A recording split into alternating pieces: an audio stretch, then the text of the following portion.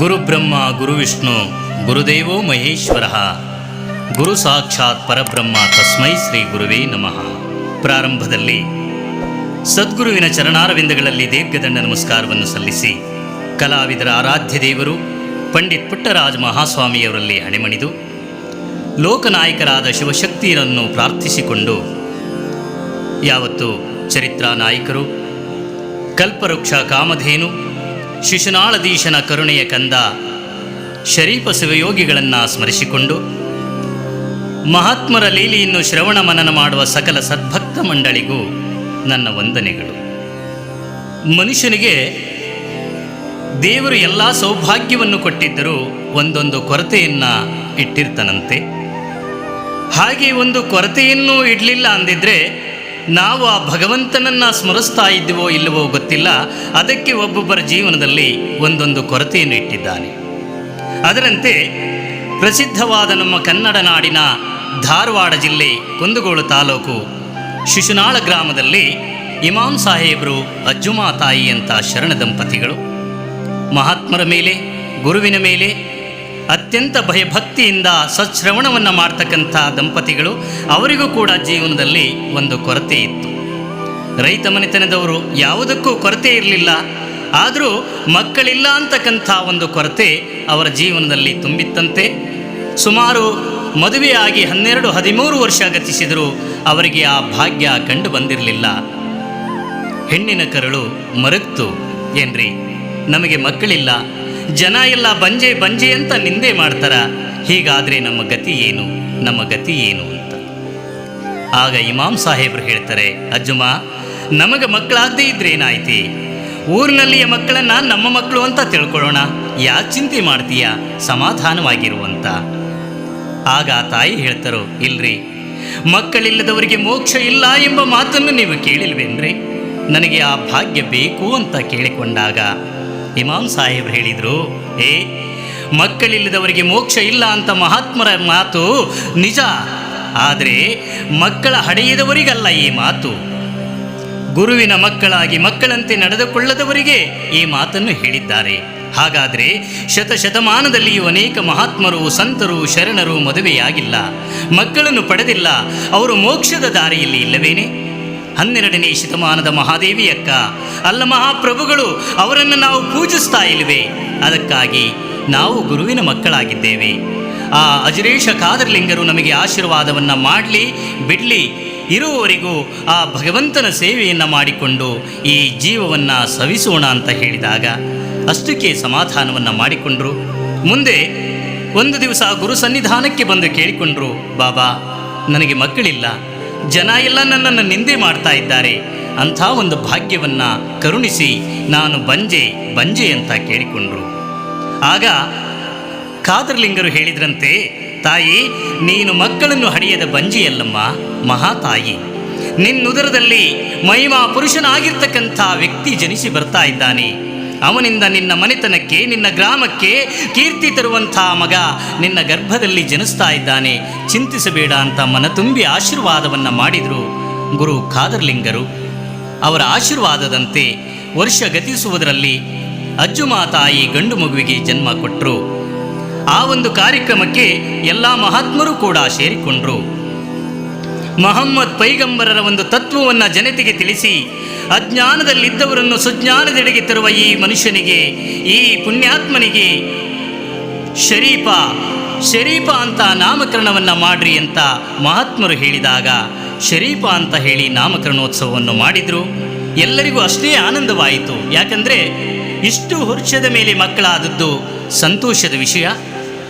ಹಾಗೆ ಮಗುವನ್ನು ಕೂಡ ಒಳ್ಳೆಯ ರೀತಿಯಿಂದ ಬೆಳೆಸಿಕೊಂಡು ಬರ್ತಾ ಇದ್ದಾರೆ, ಒಳ್ಳೆಯ ಶಿಕ್ಷಣವನ್ನು ಕೊಡಿಸ್ತಾರೆ, ಆ ಗುರುಪದೇಶವನ್ನು ಮಾಡಿಸಿದರು. ಆದರೂ ಇಮಾಮ್ ಸಾಹೇಬರು ಕೂಡ ತತ್ವಬಲ್ಲವರು, ಸದಾವ ಕಾಲದಲ್ಲಿಯೂ ಶಾಸ್ತ್ರ ಶ್ರವಣ ಮಾಡ್ತಾ ಇರ್ತಕ್ಕಂಥ ಪುಣ್ಯಾತ್ಮರು. ತಂದೆ ತಾಯಿಗಳು ಹೇಗಿರ್ತಾರೋ ಮಕ್ಕಳು ಕೂಡ ಹಾಗೇ ಇರ್ತಾರಲ್ಲ. ಅದಕ್ಕೆ ಮುಖ್ಯವಾಗಿ ಮಕ್ಕಳಿಗೆ ತಂದೆ ತಾಯಿಗಳ ಪಾತ್ರ ಮುಖ್ಯವಾಗಿರ್ತಕ್ಕಂಥದ್ದು. ಅಂಥ ಒಂದು ಸ್ಥಾನದಲ್ಲಿ ಬೆಳೆಸ್ತಾ ಇದ್ದಾರೆ. ಎಲ್ಲರೂ ಪ್ರೀತಿ ಮಾಡ್ತಾರೋ ಶರೀಫನನ್ನು. ಬಾಲಲೀಲೆಯೂ ಕೂಡ ಪ್ರಾರಂಭವಾಯಿತು ಶರೀಫನದು. ಹಾಗೆ ಯಾರೇ ಆದರೂ ಕೂಡ ನಾವಾಗಲಿ ನೀವಾಗಲಿ ಮತ್ತೊಬ್ಬರಾಗಲಿ ಮಕ್ಕಳನ್ನು ಅದೇ ರೀತಿ ಬೆಳೆಸಬೇಕು. ಮನೆತನಕ್ಕೆ ಕೀರ್ತಿ ತರುವುದು, ಅಳಿಸುವುದು, ಉಳಿಸುವುದು ನಮ್ಮ ಮಕ್ಕಳ ಕೈಯಲ್ಲಿ ಇರುತ್ತೆ. ಅದಕ್ಕೆ ಹೇಳಬೇಕು ಅಂದರೆ, ಗಂಡ ಹೆಂಡತಿ ಒಂದೇ ಮಗ ಇತ್ತು, ಬಹಳ ಪ್ರೀತಿಯಿಂದ ಬೆಳೆಸ್ತಾ ಇದ್ರು. ಆ ಹುಡುಗ ಕೇಳಿದ್ದೇ ವೇದವಾಕ್ಯ, ಅವನು ಹೇಳಿದ್ದೇ ಆಗಬೇಕು, ಅವನೇನಂತನ ಅದೇ ಖರೆ. ಈ ರೀತಿ ಬೆಳೆಸ್ತಾ ಇದ್ದಾಗ ಆ ತಾಯಿ ಹತ್ರ ಹೋಗ್ತದ ಆ ಹುಡುಗ, ಅವ್ವ ಅವ್ವ ಅಂತ. ಆಗ ತಾಯಿ ಪ್ರೀತಿಗೆ ಹೇಳ್ಕೊಡ್ತಾಳ, ಯಪ್ಪ ಯವ್ವ ಯವ್ವ ಅನ್ನೋ ಶಬ್ದ ನಿನ್ನ ಬಾಯಿಗೆ ಎಷ್ಟು ಚಂದ ಆಕತ್ತಲ್ಲೋ, ಮತ್ತು ನನಗೆ ಯವ್ವ ಅನ್ಬೇಡ, ಅಪ್ಪ ಅಪ್ಪ ಅನ್ನು ಅಂತ ಹೇಳಿಕೊಟ್ಲು. ಆ ಮಗುವಿಗೆ ಏನು ಗೊತ್ತು, ತಾಯಿಗೆ ಅಪ್ಪ ಅಪ್ಪ ಅಂತ ಶುರು ಮಾಡ್ತು. ತಂದೆ ಕೇಳ್ತಾನೆ, ಯಾಕೋ ಹಿಂಗ್ಯಾಕೆ ಅಂತೀಯೋ? ಇಲ್ಲ, ಅವನೇ ಹೇಳ್ಕೊಟ್ಟಾಳ ನನಗೆ ಅಪ್ಪ ಅಪ್ಪ ಅನ್ನುವಂತ, ಅದಕ್ಕೆ ಅನ್ನಕತ್ತೀನಿ ಅಂತ ಹುಡುಗ ಅಂತು. ಸರಿ, ನಿಮ್ಮವ್ವ ಹೇಳ್ಕೊಟ್ಟ ಮೇಲೆ ನನ್ನದೇನಿದೆ, ನಿಮ್ಮವ್ಗೆ ಅಪ್ಪ ಅಂತಿ ಅಂದಮೇಲೆ ನನಗ್ಯಾಕೆ ನೀನು ಅವ್ವ ಅನ್ನಬಾರ್ದು, ಅವ್ವ ಅನ್ನೋ ಅಂತ ಹೇಳಿ ಅವ ಹೇಳ್ಕೊಟ್ಟ. ಆಗಲೇ ಒಂದೆರಡು ಬಡ್ದು ಬುದ್ಧಿ ಕಲಿಸಿದ್ರ ಸನ್ಮಾರ್ಗಕ್ಕೆ ಬರ್ತಾ ಇದ್ನೋ ಇಲ್ಲೋ. ಅವರು ಕುಣಿದಂತೆ ಕುಣಿದಾಗ ಅಲ್ಲಿ ಮಾನ ಕಳೆದುಕೊಳ್ಳುವಂತಹ ಪ್ರಸಂಗ ಬರುತ್ತೆ. ಆ ಹುಡುಗ ತಾಯಿಗೆ ಅಪ್ಪ, ತಂದಿಗೆ ಅವ್ವ, ಹೀಗೆ ನಡ್ಕೊಂತ ಬಂತು. ಹುಡುಗನು ದೊಡ್ಡವನಾಗ್ತಾ ಇದ್ದಾನೆ. ಒಂದು ದಿವಸ ಹೊರಗಡೆ ಗುಂಡ ಆಡ್ಕೊತ ಕುಂತಿದ್ದ. ತಂದೆ ದಾಡಿ ಮಾಡ್ಕೊಳಕತ್ತಿದ್ರು, ತಾಯಿ ರೊಟ್ಟಿ ಮಾಡ್ತಾ ಇದ್ಲು. ಆ ಸ್ನೇಹಿತರು ಬಂದು ಕೇಳ್ತಾರ, ಹಲೋ ತಮ್ಮ, ನಿಮ್ಮ ಅಪ್ಪಿಲ್ಲೇನೋ ಮನೆಗೆ? ನಿಮ್ಮ ಅಪ್ಪಿಲ್ಲೇನೋ? ಅದಾರ ಬರ್ರಿ. ಹಂಗಾರ ನಿಮ್ಮಪ್ಪ ಏನು ಮಾಡಕತ್ತೇನಪ್ಪ ಅಂದರು. ನಮ್ಮಪ್ಪ ರೊಟ್ಟಿ ಮಾಡಕತ್ತೇನ್ರಿ ಅಂದ ಇವ. ಎಲ್ಲ ಇವನ ಅಪ್ಪ ರೊಟ್ಟಿ ಮಾಡಕತ್ತೇನ? ಮತ್ತು ನಿಮ್ಮವ್ವ ಏನು ಮಾಡಕತ್ತಾಳೋ ತಮ್ಮ? ನಮ್ಮವ್ವ ದಾಡಿ ಮಾಡ್ಕೊಳಕತ್ತಾಳ್ರಿ ಅಂದ. ಅವನಿಗೆ ವಿಚಿತ್ರ ಆಗುತ್ತಾ, ಒಳಗೆ ಬಂದು ನೋಡ್ತಾನ, ಇಲ್ಲಿ ಅದಲೋ ಬದಲಿ ಆಗಿತ್ತು. ಏನ್ರಿ ಇದು ನಿಮ್ಮ ಹುಡುಗನ ಮಾತು ಅಂತ ಅವ್ರು ಕೇಳಿದಾಗ, ಇಲ್ಲ ಹೇಳ್ರಿ, ನಾವೇ ಪ್ರೀತಿ ಕಲಿಸ್ಕೊಟ್ಟಿವಿ ಅಂದರು ತಂದೆ ತಾಯಿಗಳು. ಇದು ನಿಜವಾದ ಶಿಕ್ಷಣ ಅಲ್ಲ. ಇಂಥ ಯಾವ ಶಿಕ್ಷಣವನ್ನು ಯಾವ ಇಮಾಮ್ ಸಾಹೇಬರು ಅಜ್ಜುಮಾ ತಾಯಿ ಕೊಡ್ತಾ ಇಲ್ಲ ಮಗನಿಗೆ. ಇವತ್ತಿನ ಹಾಗೆ ವಿದ್ಯಾರ್ಜನೆಗಾಗಿ ಯಾವತ್ತೂ ಇಷ್ಟು ಶಿಕ್ಷಣದ ವ್ಯವಸ್ಥೆ ಇರಲಿಲ್ಲವಂತೆ. ಆಗಿನ ಕಾಲದಲ್ಲಿ ಕೂಲಿ ಮಟ್ಟಕ್ಕೆ ಶರೀಫನನ್ನು ಕಳಿಸ್ತಾ ಇದ್ದರು. ಅಲ್ಲೇ ಅವನಿಗೆ ಶಿಕ್ಷಣವನ್ನು ಮಾಡಿಸ್ತಾರ. ಕನ್ನಡ 7ನೇವರೆಗೂ ಕೂಡ ಶರೀಫರು ಶಿಕ್ಷಣವನ್ನು ಮಾಡಿಕೊಂಡ್ರು ಅಂತಕ್ಕಂಥದ್ದು ಚರಿತ್ರೆ ಮುಖಾಂತರವಾಗಿ ತಿಳಿದು ಬರುತ್ತಾ. ಅಲ್ಲದೆ ಹೀಗಿರ್ತಾ ಇರಬೇಕಾದ್ರೆ ಈ ಹುಡುಗನ ಚಾಣಾಕ್ಷತನ ಯಾವ ಕಳಸದ ಗೋವಿಂದ ಯತಿಗಳಿಗೆ ಗೊತ್ತಾಯಿತು. ಇಂಥ ಬುದ್ಧಿವಂತ ಇದ್ದಾನ, ಇಂಥ ಗ್ರಾಮದಲ್ಲಿ ಇಂಥವರ ಮಗನಾಗಿ ಅಂತ. ಯಾಕಂದರೆ ಮಹಾತ್ಮರ ಒಂದು ಲೀಲೆ ಮಹಾತ್ಮರಿಗೆ ಗೊತ್ತು, ನರಮಾನವರಾದ ನಮಗೇನು ಗೊತ್ತಿಲ್ಲ. ಹಾಗೆ ಒಂದು ದಿವಸ ಗೋವಿಂದ ಭಟ್ರು ಯಾವ ಶರೀಫನ ಮನೆಗೆ ಬರ್ತಾ ಇದ್ರು. ಶರೀಫ ಮನೆಯಲ್ಲಿ ಕುಂತು ಹೇಳ್ತಾನ, ಯಪ್ಪ ನನ್ನ ಕನಿಷ್ಠನಾಗ ಒಬ್ಬ ಮಹಾತ್ಮರು ಬಂದು, ಶರೀಫ ನನ್ನ ಹತ್ರ ಬಾರು ಅಂತ ಹೇಳ್ತಾ ಇದ್ರು ಅನ್ನೆಲ್ಲ. ಅವ್ರು ಬರಕತ್ಯಾರ ನೋಡಪ್ಪ, ಬರಕತ್ಯಾರೆ ಅಂದ. ಆಗ ಅವರಿಗೂ ಭಾಳ ಆನಂದವಾಯಿತು. ಗೋವಿಂದ ಯತಿಗಳು ಮನೆಗೆ ಬಂದರು.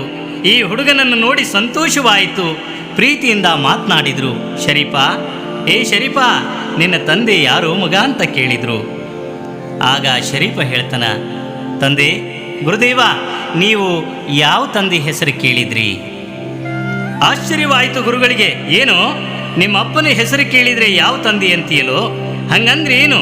ತಂದೆ, ಒಂದು ಜೀವ 100 ಸಲ ಹುಟ್ಟುತ್ತದೆ, 100 ಸಲ ಸಾಯುತ್ತದೆ. ನಾನು ಹಿಂದೆ 100 ಸಲ ಹುಟ್ಟಿದ್ದೇನೆ, 100 ಸಲ ಸತ್ತಿದ್ದೇನೆ. ನಾನು ಹುಟ್ಟಿದಾಗಲೆಲ್ಲ ನನಗೊಬ್ಬ ಅಪ್ಪ ಇದ್ದೇ ಇರುತ್ತಿದ್ದೆನು. ನೀವು ಯಾವ ಅಪ್ಪನ ಹೆಸರು ಕೇಳಿದ್ರಿ ಅನ್ನೋದು ನನಗೆ ಖಚಿತವಾದರೆ ಇಂಥ ಜನ್ಮದಲ್ಲಿ ಇಂಥವನೇ ನಮ್ಮಪ್ಪನಾಗಿದ್ದ ಅಂತ ಸ್ಮರಿಸಿಕೊಂಡು ಹೇಳ್ತೀನಿ. ಹೇಳಿ ಗುರುನಾಥ, ನೀವು ಕೇಳಿದ್ದು ಹಡೆದಪ್ಪನ ಹೆಸರು ಅಥವಾ ಪಡೆದಪ್ಪನ ಹೆಸರು ಅಂದ ಶರೀಫ. ಆ ಗುರುಗಳಂದರು, ಹಡೆದಪ್ಪ ಪಡೆದಪ್ಪ ಅಂದರೆ ಅವರ್ಯಾರೋ ಬಾಳ ಗುರುಗಳೇ. ಜೀವನಿಗೆ ಮಧ್ಯದಲ್ಲಿ ಮೈ ನೀಡುವವನೇ ಹಡೆದಪ್ಪ. ಜೀವಕ್ಕೆ ಶಿವ ಸಂಸ್ಕಾರ ಕೊಟ್ಟು ವ್ಯಕ್ತಿಯನ್ನು ಒಂದು ಪ್ರಚಂಡ ಶಕ್ತಿಯನ್ನಾಗಿ ಮಾಡುವ ಮಹಾದೇವನೇ ಪಡೆದಪ್ಪ. ಒಬ್ಬನು ಹುಟ್ಟನ್ನು ಕೊಡುತ್ತಾನೆ, ಮಗದೊಬ್ಬನು ಹುಟ್ಟನ್ನು ಕಳೆಯುತ್ತಾನೆ ಗುರುದೇವ. ಭಲೆ ಶರೀಫ ಭಲೆ. ಹಾಗಾದರೆ ನಿನ್ನ ಪಡೆದಪ್ಪ ಯಾರೋ ಬಾಳ ಅಂದರು ಗೋವಿಂದ ಭಟ್ರು. ಆಗ ಶರೀಫಂತನ, ತಂದೆ ನಾನು ಭಾಳ ಪುಣ್ಯವಂತ, ನನ್ನ ಪಡೆದಪ್ಪ ನಾನಿದ್ದಲ್ಲಿಗೇ ಬಂದಿದ್ದಾರೆ. ಈ ಗೋವಿಂದ ಗುರುನಾಥನೇ ನನ್ನ ಪಡೆದಪ್ಪನೆಂದು ನನ್ನ ಅಂತರಾತ್ಮ ಸಾರಿ ಸಾರಿ ಹೇಳ್ತಾ ಇದೆ. ಎತ್ತಿಕೋ ತಂದೆ, ಈ ಭವಬಂಧನದಿಂದ ನನ್ನನ್ನು ಮುಕ್ತನನ್ನಾಗಿ ಮಾಡುವಂತ ಬೇಡಿಕೊಂಡನಂತೆ ಶರೀಫ. ಆಗ ಗುರುಗಳಿಗೂ ಆನಂದವಾಯಿತು. ಇಮಾಮ್ ಸಾಹೇಬ್ರೇ, ನಿಮ್ಮ ಮಗ ಬುದ್ಧಿವಂತನಿದ್ದಾನ, ಅವನನ್ನು ನನ್ನ ಜೊತೆ ಕಳಿಸಿಕೊಡ್ರಿ. ಭೂಮಿ ಹದವಾಗಿದೆ, ಉತ್ತಮವಾದ ಬೀಜ ಬಿತ್ತಿದರೆ ಒಳ್ಳೆ ಫಲ ಬರುತ್ತೆ, ಬೆಳೆ ಬೆಳೆದು ಕಳಿಸಿಕೊಡ್ರಿ ಎಂದಾಗ ಇಮಾಮ್ ಸಾಹೇಬ್ರಿಗೂ ಕೂಡ ಆನಂದವಾಯಿತು. ಯಾರು ಬೇಡ ಅಂತಾರ್ರಿಯಪ್ಪ, ನಿಮ್ಮಂಥ ಒಬ್ಬ ಸದ್ಗುರುವಿನ ಸನ್ನಿಧಾನದಲ್ಲಿ ಬೆಳೆದ್ರ ನನ್ನ ಮಗ ಸನ್ಮಾರ್ಗಿ ಆಗ್ತಾನ, ಕರೆದುಕೊಂಡು ಹೋಗ್ರಿ ಅಂತ ಇಮಾಮ್ ಸಾಹೇಬರು ಅಪ್ಪಣೆಯನ್ನು ಕೊಟ್ಟರು. ಆಗ ಅಜ್ಜುಮಾ ತಾಯಿಯವರಿಗೆ ಸ್ವಲ್ಪ ವ್ಯಥೆ ಅನ್ನಿಸ್ತು. ಏನ್ರಿ, ಎಷ್ಟು ವರ್ಷಗಳ ಕಾಲ ಮಕ್ಕಳಿಲ್ಲ ಅಂತ ಬೇಡಿ ಪಡ್ಕೊಂಡಿವಿ, ಇದ್ದೊಬ್ಬ ಮಗನ ಕಳಿಸಿದ್ರ ಮನೆಗೆ ನಾನು ಒಬ್ಬಾಕಿ ಹೆಂಗಿರ್ಬೇಕು, ಶರೀಫನ್ನ ಕಳಿಸೋದು ಬೇಡ ಅಂತ ತಾಯಿ ಹೇಳ್ತಾರ. ಆಗ ಏನೇ, ಅವನೇನು ದೂರ ಇರೋದಿಲ್ಲ, ಇಲ್ಲೇ ಪಕ್ಕದ ಗ್ರಾಮ, ಕಳಸ ಗ್ರಾಮ, ಅಲ್ಲಿರ್ತಾನ, ಹೋಗ್ತಾನ, ಬರ್ತಾನ, ನೀನೇನು ಚಿಂತೆ ಮಾಡಬೇಡ ಅಂತ ಹೆಂಡತಿಗೂ ಕೂಡ ಸಮಾಧಾನ ಹೇಳಿದರು. ಮುಂದೆ ಗೋವಿಂದ ಭಟ್ರು ಶರೀಫನನ್ನ ಕರೆದುಕೊಂಡು ಬಂದಾಗ ಅಲ್ಲಿಯ ಜನ ಹೀಯಾಳಿಸ್ಲಿಕ್ಕೆ ಹತ್ತಿದ್ರು. ಏನಂತ, ಇವರು ನೋಡಿದರೆ ಬ್ರಾಹ್ಮಣರು ಒಬ್ಬ ಮುಸಲ್ಮಾನ್ ಹುಡುಗನನ್ನು ಕರ್ಕೊಂಡು ಬಂದು ಮನೆಯೊಳಗೆ ಕೂಡಿಕೊಂತಾರ, ಅವನ ಮೈ ಕೈ ಮುಟ್ತಾರ, ಇವರೆಂಥ ಗುರುಗಳು, ಹಾಗೆ ಹೀಗೆ ಅಂತ ನಿಂದೆ ಮಾಡ್ಲಿಕ್ಕೆ ಹತ್ತಿದ್ರು. ಆಗ ಗುರುಗಳು ಹೇಳ್ತಾರ, ಶರೀಫ, ಯಾವ ಜನರ ಮಾತಿಗೂ ಕೂಡ ನೀನು ತಲೆ ಹಾಕಬೇಡಪ್ಪ, ನಿನಗೆ ಏನು ತಿಳಿಸಬೇಕು, ಏನು ಕಲಿಸಬೇಕು ಅಂತಕ್ಕಂಥದ್ದು ನನ್ನಲ್ಲಿ ಕೂಡಿದೆ ಶರೀಫ, ನನ್ನ ಮಗ ಅಂತ ಹೇಳಿ ಮನ ತುಂಬಿ ಅಪ್ಪಿಕೊಂಡ್ರಂತೆ. ಶರೀಫನು ಕೂಡ ಗುರುವಿನ ಸೇವೆಯನ್ನ ಅತ್ಯಂತ ಭಯಭಕ್ತಿಯಿಂದ ಮಾಡ್ತಾನ, ಯಾವುದನ್ನು ಚಾಚು ತಪ್ಪದೆ ನಡೆದುಕೊಂಡು ಹೋಗ್ತಾನ. ಅದಕ್ಕೂ ಪುಣ್ಯ ಬೇಕಲ್ಲ. ಅದಕ್ಕೆ ಮಹಾತ್ಮರು ಹೇಳ್ತಾರೆ, ಹರ ಪೂಜೆ ಗುರು ಸೇವೆ ವರ ಪುಣ್ಯವಿಲ್ಲದೆ ದೊರಕುವುದುಂಟೆ ಆತ್ಮ. ಆ ಭಗವಂತನ ಪೂಜೆ, ಗುರುವಿನ ಸೇವೆ ಹಿಂದಿನ ಪುಣ್ಯವಿಲ್ಲದೆ ದೊರಕೋದಕ್ಕೆ ಸಾಧ್ಯ ಐತೇನಪ್ಪ? ಸಾಧ್ಯ ಇಲ್ಲ. ಅದಕ್ಕೆ ಪುಣ್ಯವಿದ್ದಾಗಲೇ ಅದನ್ನು ಲಭಿಸುತ್ತೆ ಅಂತಕ್ಕಂಥದ್ದನ್ನು ಶಿಶುನಾಳದ ಶರೀಫ ಸಾಹೇಬರಿಗೆ ಕೂಡ ಹೇಳಿದರು. ಮತ್ತು ಮುಂದೆ ತಮ್ಮ ಊರಿಗೂ ಬರ್ತಾನೆ ಶರೀಫ, ಅಲ್ಲಿಯೂ ಇರ್ತಾನ. ಹೀಗಿರ್ತಾ ಇರಬೇಕಾದ್ರೆ ಒಂದು ದಿವಸ ಮನೆಯಲ್ಲಿ ಕುಳಿತಿದ್ದ, ಆ ಗುರುವಿನ ಧ್ಯಾನದಲ್ಲಿ ಯೋಗದಲ್ಲಿ ಕುಳಿತಿದ್ದ ಶರೀಫ, ಆವತ್ತು ರಾತ್ರಿ ಬಹಳವಾಗಿತ್ತು, ಮಳೆ ಪ್ರಾರಂಭ ಆಗಿತ್ತು, ಹಳೆ ಮನೆ ಸೋರ್ತಾ ಇತ್ತು. ತಾಯಿಗೆ ಎಚ್ಚರಗೊಂಡು ನೋಡಿದರೂ ಮನೆಯೆಲ್ಲ ನೀರು ನಿಂತಿತ್ತು. ಆಗ ಕೂಗಿಕೊಂಡು ಬರ್ತಾನೆ, ಶರೀಫ ಶರೀಫ ಅಂತ ಬಂದರು ತಾಯಿ. ಶರೀಫ ನೋಡಿದರೆ ಯೋಗದಲ್ಲಿ ಕುಂತಾನೆ ಹುಡುಗ. ಆಗ ತಾಯಿಗೆ ದುಃಖ ಆಗತ್ತ. ಏ ಶರೀಫ, ಏನು ಯಪ್ಪ, ಕಳಸ ಗ್ರಾಮ ಗೋವಿಂದ ಅಂತ ಕುಂತ್ಬಿಟ್ಟಿಯಲ್ಲೋ, ಏನೋ ಅಷ್ಟು ಆಸರ ಅಕ್ಕನ, ನಮ್ಮ ಕಷ್ಟ ಸುಖದಲ್ಲಿ ಭಾಗಿಯಾಗ್ತಾನೆ ಅಂತ ನಿನ್ನನ್ನು ಪಡ್ಕೊಂಡಿಲ್ಲೋ ಶರೀಫ, ಏನು ಮಾಡಕತ್ತೀಯ, ಏಳು ಅಂತ ಓಡಿ ಬರೋದ್ರಲ್ಲಿ ಆ ರಾಡಿಯಲ್ಲಿ ಕಾಲಿಟ್ಟು ಜಾರಿ ಬಿದ್ದುಬಿಟ್ರಂತೆ ಅಜ್ಜುಮಾ ತಾಯಿಯವರು. ಆಗ ಎಚ್ಚರ ಆಯಿತು ಶರೀಫನಿಗೆ. ಆಗ ಕೇಳ್ತಾನೆ, ಯವ್ವ ಬಿದ್ದೇನವ್ವ, ಕಾಲಿಗೆ ಪೆಟ್ಟು ಭಾಳ ಆತೇನು ಅಂದಾಗ ತಾಯಿ ಅಂತಾರೆ, ಎಲ್ಲೆದೆಯೋ, ಶಿಶುನಾಳದಾಗದಿಯೋ, ಏನು ಕಳ್ಸಕ್ಕೆ ಹೋಗಿಯೋ? ಯವ್ವ, ನಾನು ಶಿಶುನಾಳದಾಗೂ ಇಲ್ಲ, ಕಳ್ಸಕ್ಕೂ ಹೋಗಿಲ್ಲ, ಕತ್ತಲ ಮನೆಯಾಗೆ ಕುಂತು ಚಿಂತೆ ಮಾಡಕತ್ತೀನಿ. ಕತ್ತಲ್ದಾಗ ಕುಂತು ಏನು ಚಿಂತೆ ಮಾಡ್ತೀಯೋ? ಬೆಳಕು ಹೆಂಗಾದ್ರೂ ಕಂಡಿತ್ತು, ಏನು ಮಾಡಿದರೂ ಸಿಕ್ಕಿತ್ತು ಅಂತ ಕತ್ತಲು ತುಂಬಿದ ಈ ದೇಹದ ಮನೆಯೊಳಗೆ ಕುಂತ ನಾನು ಚಿಂತೆ ಮಾಡಕತ್ತೀನಿ. ಏ ಹುಚ್ಚ, ಕತ್ತಲ್ದಾಗ ಕುಂತು ಚಿಂತೆ ಮಾಡಿದರೆ ಬೆಳಕು ಬರುತ್ತೇನೋ? ದೇಹದ ಕತ್ಲ ಕಳೆದ್ರ ಆ ದೇವನ ಬೆಳಕು ಬಂದೇ ಬರ್ತದ. ಆ ಬೆಳಕಿನ ಚಿಂತೆ ಬಿಡು, ಈ ಮನೆ ಚಿಂತೆ ಮಾಡಪ್ಪ. ನಮ್ಮದು ಭಾಳ ಹಳಿ ಮನಿನೋ ಶರೀಫ, ಭಾಳ ಹಳಿ ಮನಿ. ಹೌದು ತಾಯಿ, ನಮ್ಮದು ಭಾಳ ಹಳಿ ಮನಿನವ, ನನ್ನದು ಭಾಳ ಹಳಿ ಮನಿ. 84 ಲಕ್ಷ ಜೀವರಾಶಿ ಒಳಗ ಈ ದೇಹ ಎಷ್ಟೋ ಸಲ ಹುಟ್ಟಿತ್ತು, ಎಷ್ಟೋ ಸಲ ಬೆಳೆದಿತ್ತು, ಸಾವಿರಾರು ಸಲ ಬಿದ್ದೆದ್ದ ಈ ಮನಿ ಭಾಳ ಹಳಿ ಮನಿನವ, ಭಾಳ ಹಳಿ ಮನಿ ಎಂದ ಶರೀಫ.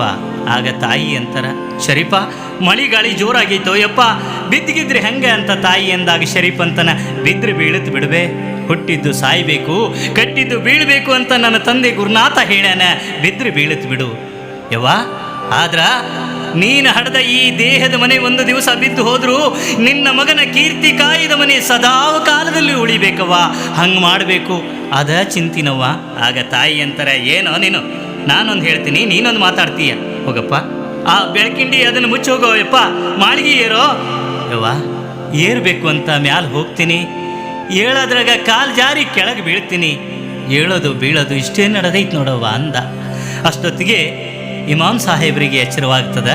ಅವರಂದರು, ಶರೀಫ, ಶಿವಯೋಗದೊಳಗೆ ಮನೆಯಿಂದ ಮನೆಗೆ ಹೋಗ್ಬೇಕಾದ್ರೆ ಎಲ್ಲರೂ ಹೇಳ್ತಾರ ಬೀಳ್ತಾರ, ಅದ್ರ ಬಗ್ಗೆ ನೀನೇನು ಚಿಂತೆ ಮಾಡಬೇಡಪ್ಪ, ಚಿಂತೆ ಮಾಡಬೇಡ ಅಂತ ಇಮಾಮ್ ಸಾಹೇಬ್ರಂದರು. ಆಗ ತಾಯಿಗೆ ಸಿಟ್ಟು ಬರ್ತದೆ, ಏನ್ರಿ ನೀವು ಮನೆ ಚಿಂತೆ ಮಾಡುವಂತ ನಾನಂತೀನಿ, ಚಿಂತೆ ಮಾಡಬೇಡ ಅಂತ ನೀವಂತೀರಿ, ಹಿಂಗಾದ್ರೆ ಹೆಂಗ ಶರೀಫ? ನೋಡೋ ಮನೆ ಸೋರನ್ನಾರ ನೋಡೋ ಯಪ್ಪ. ಹೌದು ತಾಯಿ, ಹೌದವ್ವ, ಈ ಮನೆ ಮಳೆ ಬಂದ್ರೆ ಅಷ್ಟೇ ಸೋರುತ್ತ, ಆದರೆ ಈ ದೇಹದ ಮನೆ ಸದಾವ ಕಾಲದಲ್ಲೂ ಸೋರುತ್ತವ. ಈ ಮಾಳಿಗೆ ಮನೆಗೆ 2 ಬೆಳಕಿಂಡಿ, ಆದರೆ ಈ ದೇಹ ಎಂಬ ಮನೆಗೆ 9 ಹೊಲಸಿನ ಕಿಂಡಿ ತಾಯಿ. ಮೋಹ ಮಮಕಾರ ಅಜ್ಞಾನ ಅಂಧಕಾರದೊಳಗೆ ಸಿಲುಕಿ ಸದಾವ ಕಾಲದಲ್ಲೂ ಸೋರುತ್ತವ, ಸೋರುತ್ತೆ ಅಂತ ಸೋರುತ್ತಿವುದು ಮನೆಯ ಮಾಳಿಗೆ ಅಂತ ಹಾಡಿದ್ರು ಶರೀಫರು. ಅದನ್ನು ಕೇಳಿ ತಾಯಿ, ಶರೀಫ ಆತಲಪ್ಪ, ಹಾಡಿಕೊಂತ ಮಾತಾಡಿಕೊಂತ ಬೆಳಗರಿಸ್ತಿ, ಇನ್ನೇನೈತಿ ಹೋಗಿಬಿಡು ಕಳಸಕ್ಕ, ಗೋವಿಂದ ಗುರು ಅಂತ ಹೇಳಿ ಹೋಗಪ್ಪ ಅತ್ಲಗ, ಈ ಮನೆಗೆ ಬರಲೇಬಾರದು ನೋಡುವಂತ ತಾಯಿ ಅಂದರು. ಆಗ ಶರೀಫ್ ಅಂತನ, ಯವ್ವ ಎಷ್ಟು ಪುಣ್ಯವಂತನವ ನಾನು, ಇಷ್ಟು ದಿವಸದ ಮೇಲೆ ನಿನ್ನ ಆಜ್ಞೆ ನನಗೆ ಸಿಕ್ತಲ್ಲವ, ಹೋಗ್ತೀನವ್ವ, ಹೊರಟು ಹೋಗ್ತೀನಿ ನಾನು. ಯವ್ವ ಎಷ್ಟೋ ಜನ್ಮದ ಪುಣ್ಯದ ಫಲದಿಂದ, ಆ ಗುರುವಿನ ಆಶೀರ್ವಾದದಿಂದ ಪವಿತ್ರವಾದ ನಿಮ್ಮ ಗರ್ಭದೊಳಗೆ ಹುಟ್ಟಿ ಬಂದೀನಿ.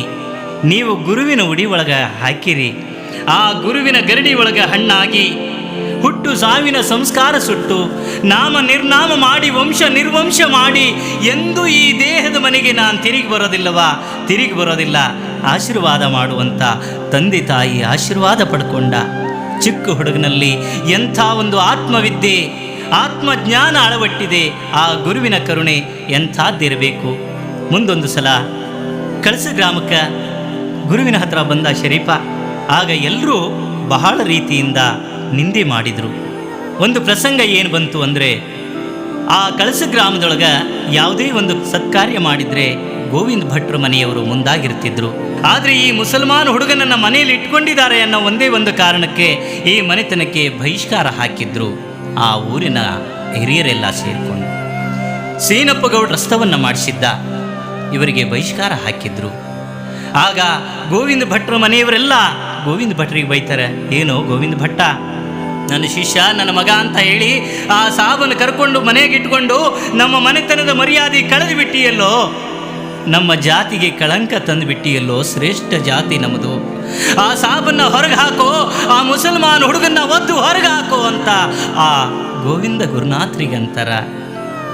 ಆಗ ಗುರುಗಳು ಹೇಳಿದರು, ಇಲ್ಲ, ನನ್ನ ಜೊತೆ ಯಾರೂ ಬರೋದಿಲ್ಲರಪ್ಪ, ಯಾರೂ ಬರೋದಿಲ್ಲ. ಮಹಾತ್ಮರು ಹೇಳುವಂತೆ ಅಸ್ಥಿರಂ ಜೀವಿತಂ ಲೋಕೆ, ಅಸ್ಥಿರಂ ಧನಯೌವನಂ, ಅಸ್ಥಿರಂ ಪುತ್ರದಾರಾಧ್ಯಂ, ಧರ್ಮ ಕೀರ್ತಿ ದ್ವಯಂ ಸ್ಥಿರಂ. ಅಸ್ಥಿರವಾಗಿರ್ತಕ್ಕಂಥ ಈ ಜನ್ಮ ಇದು ನಮ್ಮ ಕೂಡ ಇರೋದಿಲ್ಲ. ನಾವು ಗಳಿಸಿದಂಥ ಹಣನೂ ಇರೋದಿಲ್ಲ, ಹೆಂಡತಿ ಮಕ್ಕಳು ಬರೋದಿಲ್ಲ. ನಾವು ಮಾಡಿದಂಥ ಧರ್ಮ, ಗಳಿಸಿದಂಥ ಕೀರ್ತಿ ಇವೆರಡೇ ನಮ್ಮ ಜೊತೆಗೆ ಬರ್ತವೆ ಹೊರತು ಇನ್ಯಾವುದೂ ಬರೋದಿಲ್ಲ. ಅಂಥ ಕೀರ್ತಿಯನ್ನು ಕೊಡುವಂಥ ಶಕ್ತಿ ಯಾರಲ್ಲೈತಿ ಅಂದರೆ ನನ್ನ ಮಗ ಶರೀಫ್ನಲ್ಲೈತಿ. ನಾನು ಬೇಕಾದರೂ ಮನೆ ಬಿಟ್ಟು ಅವನ ಜೊತೆ ಹೋಗ್ತೀನಿ, ನಿಮ್ಮನ್ನೆಲ್ಲ ತ್ಯಾಗ ಮಾಡ್ತೀನಿ ಹೊರತು ನನ್ನ ಮಗನ್ನ ಹೊತ್ತು ಹೊರಗೆ ಹಾಕೋದಿಲ್ಲ ಅಂದ್ರಂತೆ ಗೋವಿಂದ ಭಟ್ರು. ಎಂಥ ಶಿಷ್ಯ, ಎಂಥ ಗುರುಗಳು, ಇಂಥ ಗುರು ಶಿಷ್ಯರು ಇರಬೇಕಲ್ರಿ. ಏನು ಕೊಟ್ಟಿಲ್ಲ, ಆದರೂ ಗುರುಗಳು ಎಷ್ಟು ಪ್ರೀತಿ ಮಮತೆ, ಅಲ್ಲಿ ಒಂದು ಗುರು ಶಿಷ್ಯರ ಬಾಂಧವ್ಯ ಆತ್ಮಗಳ ಬೆಸುಗೆ ಬೆಳೆದಿತ್ತು. ಎಷ್ಟು ಅದಮ್ಯವಾಗಿರ್ತಕ್ಕಂಥದ್ದು ನೋಡ್ರಿ. ಆಗ ಬೇಡ್ರಪ್ಪ, ನಿಮ್ಮ ಯಾರು ಸವಾಸನೂ ಬೇಡ, ನಾನು ಶರೀಫನ ಕರ್ಕೊಂಡು ಎಲ್ಲಿಯಾದರೂ ಹೋಗಿಬಿಡ್ತೀನಿ ಅಂತ ಹೇಳಿ ಮನೆಯನ್ನು ತ್ಯಾಗ ಮಾಡಿ ಗೋವಿಂದ ಭಟ್ರು ಶಿಷ್ಯನನ್ನು ಕರ್ಕೊಂಡು ಊರು ಹೊರಗೆ ಬಂದು ಒಂದು ಮರದ ಕೆಳಗೆ ಮಾತಾಡ್ಕೊತ ಕುಂತಿದ್ರು. ಮನೆಯಲ್ಲೆಲ್ಲ ಹತ್ಕೊಂತ ಕುಂತಿದ್ರು ಗೋವಿಂದ ಭಟ್ರು ಮನೆಯಾಗ. ಈ ಕಡೆ ಆ ಗೌಡನ ಮನೆಯಾಗ ಅದ್ಧೂರಿಯಾಗಿ ಕಾರ್ಯಕ್ರಮ ನಡೆದಿತ್ತು. ಎಲ್ಲ ಪೂಜೆ ಪುನಸ್ಕಾರ ಮುಗಿದು ಎಲ್ಲ ಬ್ರಾಹ್ಮಣರು ಊಟಕ್ಕೆ ಕುಂತಿದ್ರು. ಊಟ ಮಾಡಬೇಕು ಅನ್ನೋದ್ರಲ್ಲಿ ಏನಾಗಿತ್ತು ಅಂದ್ರೆ, ಆಗ ತಾನೇ ತರತರವಾಗಿರ್ತಕ್ಕಂಥ ಪಂಚಪಕ್ವಾನ್ನಗಳನ್ನು ಮಾಡಿಸಿದ್ರು. ಅದನ್ನು ನೀಡಿದಾಗ ಕೆಟ್ಟ ವಾಸನೆ, ಎಷ್ಟು ದಿವಸದಿಂದ ಮಾಡಿಟ್ಟಾರೋ ಏನೋ, ಹಳಿಸೈತಿ, ನಾರಕತ್ತಿ ಐತಿ, ಇದನ್ನು ಹೆಂಗೆ ತಿನ್ನಬೇಕು, ನಾಯಿ ಸಹಿತ ತಿನ್ನೋದಿಲ್ಲ ಅಂತ ಎಲ್ಲರೂ ಗೌಡನಿಗೆ ಬೈಯಕತ್ತಿದ್ರು. ಆಗೆಲ್ಲ ವಿಚಾರ ಮಾಡ್ತಾರೆ ಹಿರಿಯರು, ಅಲ್ಲ ಈಗ ತಾನೇ ನಾವು ಮಾಡೀವಿ, ಅದೇ ಹಂಗೆ ಕೆಡ್ತು. ಅದರಲ್ಲಿ ಒಬ್ಬ ಹಿರಿಯ ಹೇಳಿದ, ಇಲ್ಲಪ್ಪ, ಗೋವಿಂದ ಭಟ್ರು ಅಂದರೆ ಸಾಮಾನ್ಯರಲ್ಲ, ಸಾಕ್ಷಾತ್ ಭಗವಂತನ ಸ್ವರೂಪಿಯಲ್ಲದರ. ಶಿಷ್ಯ ಶರೀಫನಲ್ಲಿರ್ತಕ್ಕಂಥ ಶಕ್ತಿ ಅಂಥದ್ದೇ. ಅವನ ಬಾಯಿ ಕರಿಬಾಯಿ, ಅವನು ಅಂದಂಗೆ ಹಾಕತ್ರಪ್ಪ, ಅವ್ರದೇ ಶಾಪ ಇರಬೇಕು, ಹೋಗ್ರಿ ಅವ್ರನ್ನ ಕರ್ಕೊಂಡು ಬರೋಗ್ರಿ ಅಂತ ಹೇಳಿ ಆ ಗೌಡನ್ನ ಮತ್ತು ಹಿರಿಯರು ಎಲ್ಲ ಕೂಡಿಕೊಂಡು ಆ ಗುರು ಶಿಷ್ಯರ ಹತ್ರ ಬಂದರು. ಯಪ್ಪ, ನೀವು ಬರಬೇಕ್ರಿ, ನೀವು ಬರಬೇಕು, ಹಿಂಗೆ ಆಗೋಗೈತಿ ಅಂದಾಗ ಗುರುಗಳು ಹೇಳ್ತಾರ, ಏನರಪ್ಪ, ಜಾತಿ ಅಂತ ಮೇಲ್ಗಟ್ಕೊಂಡು ಇಂಥ ಅವಹೇಳನದ ಕೆಲಸ ಮಾಡಕತ್ತೀರಲ್ರು. ಯಾವ ಜಾತಿ ಐತ್ರೋ ನಿಮಗೆ? ನೀವು ಕುಡಿಯುವ ನೀರಾದರೂ ಯಾವ ಜಾತಿ, ನಡೆಯುವ ನೆಲ ಯಾವ ಜಾತಿ, ಬೀಸುವ ಗಾಳಿ ಯಾವ ಜಾತಿ? ಜಾತಿ ಎಲ್ಲೈತಪ್ಪ? ಕುಲ ಕುಲ ಅಂತ ಬಡದಾಡಬೇಡ್ರಿ. ಆ ಕುಲದ ನೆಲೆ ಏನು ಅಂತಕ್ಕಂಥದ್ದನ್ನು ತಿಳ್ಕೊಳ್ರಿ ಅಂತ ಹೇಳಿದ್ರು. ಅದನ್ನು ತಿಳ್ಕೊಳ್ಳೋದಿಲ್ಲಲ್ಲಪ್ಪ. ಅಲ್ಲಪ್ಪ ಗೌಡ, ಊರಿಗೆ ಹಿರಿಯನನ್ನಾಗಿ ಮಾಡಿಟ್ಟಾರ ನಿನ್ನ. ಎಲ್ಲರನ್ನ ಒಂದೇ ಥರವಾಗಿ ಕಾಣಲಿ, ಎಲ್ಲರೂ ನಮ್ಮವರು ಅನ್ನೋ ಭಾವನೆ ನಿನ್ನಲ್ಲಿರಲಿ ಅಂತ ಊರಿಗೊಬ್ಬ ಹಿರಿಯ ಅಂತ ನಿನ್ನನ್ನು ಮಾಡಿ ನಿಲ್ಲಿಸ್ಯಾರ. ಆದರೂ ನೀನೇ ಇಂಥ ಕೆಲಸ ಮಾಡಕತ್ತೀಯಲೋ, ನೀನೇ ಇಂಥ ಕೆಲಸ ಮಾಡಿ ಅಂದಾಗ ನಿನಗೆ ಯೋಗ್ಯ ಅಂತ ಹೆಂಗೆ ಅನ್ಬೇಕಪ್ಪ? ಇಲ್ಲ ಇಲ್ಲ, ಯಾವ ಜಾತಿ ಸಲುವಾಗಿ ನೀವು ಬಡ್ದಾಡಬೇಡ್ರಿ.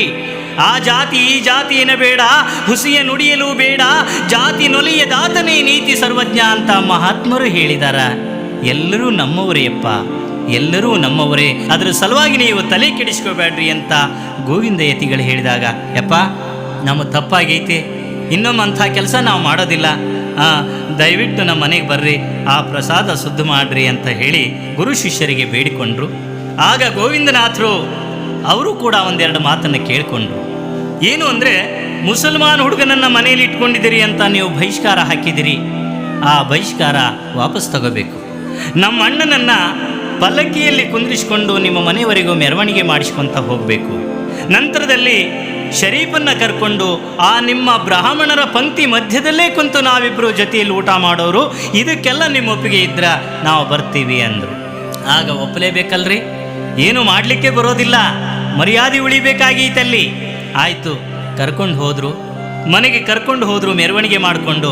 ಶರೀಫ, ಮಾಡಿಟ್ಟು ಪ್ರಸಾದ ಕೆಟ್ಟೈತಂತೆ, ಶುದ್ಧ ಮಾಡಿ ಬಾ ಅಂದರು ಗೋವಿಂದ ಭಟ್ರು. ಆಗ ಗುರುವೇ ನಿನ್ನ ಆಜ್ಞೆ ಅಂತ ಹೇಳಿ ಶರೀಫ ಗುರುವಿನ ಪಾದ ಪೂಜೆ ಮಾಡಿ ಪಾದೋದಕ ತಗೊಂಡು ಹೋಗಿ ಆ ಪ್ರಸಾದದ ಮೇಲೆ ಚಿಮುಕಿಸಿ ಬಂದಂತೆ. ಗುರುಗಳ ಪ್ರಸಾದ ಸಿದ್ಧ ಆಗೈತ್ರಿ. ಆ ಗುರುಗಳಂದರು, ಶರೀಫ ಪ್ರಸಾದ ಕೆಟ್ಟಿರಲಿಲ್ಲೋ, ಪ್ರಸಾದ ಕೆಟ್ಟಿರಲಿಲ್ಲ.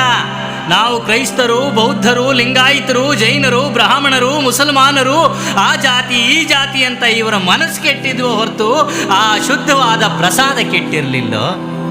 ಆ ಭ್ರಮೆ ಹೋಯಿತು ಇವರಿಗೆ, ಪ್ರಸಾದ ಶುದ್ಧ ಆಯಿತು, ನಡಿಬಾಳ ಅಂತ ಹೇಳಿ ಆ ಮಧ್ಯದಲ್ಲಿ ಕುಳಿತುಕೊಂಡು ಊಟ ಮಾಡಿದರು.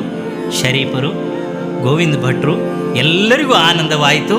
ನಮ್ಮೂರಿನ ದೈವ ನೀವು, ದೇವರು ನೀವು ಅಂತ ಎಲ್ಲ ಗುರು ಹಿರಿಯರು ಬೇಡಿಕೊಂಡು ಇವರ ಒಂದು ವ್ಯಕ್ತಿತ್ವ ಏನು, ಇವರಲ್ಲಿರ್ತಕ್ಕಂಥ ಶಕ್ತಿ ಏನು ಅನ್ನೋದನ್ನು ಎಲ್ಲರೂ ಕೂಡ ತಿಳ್ಕೊಂಡ್ರು.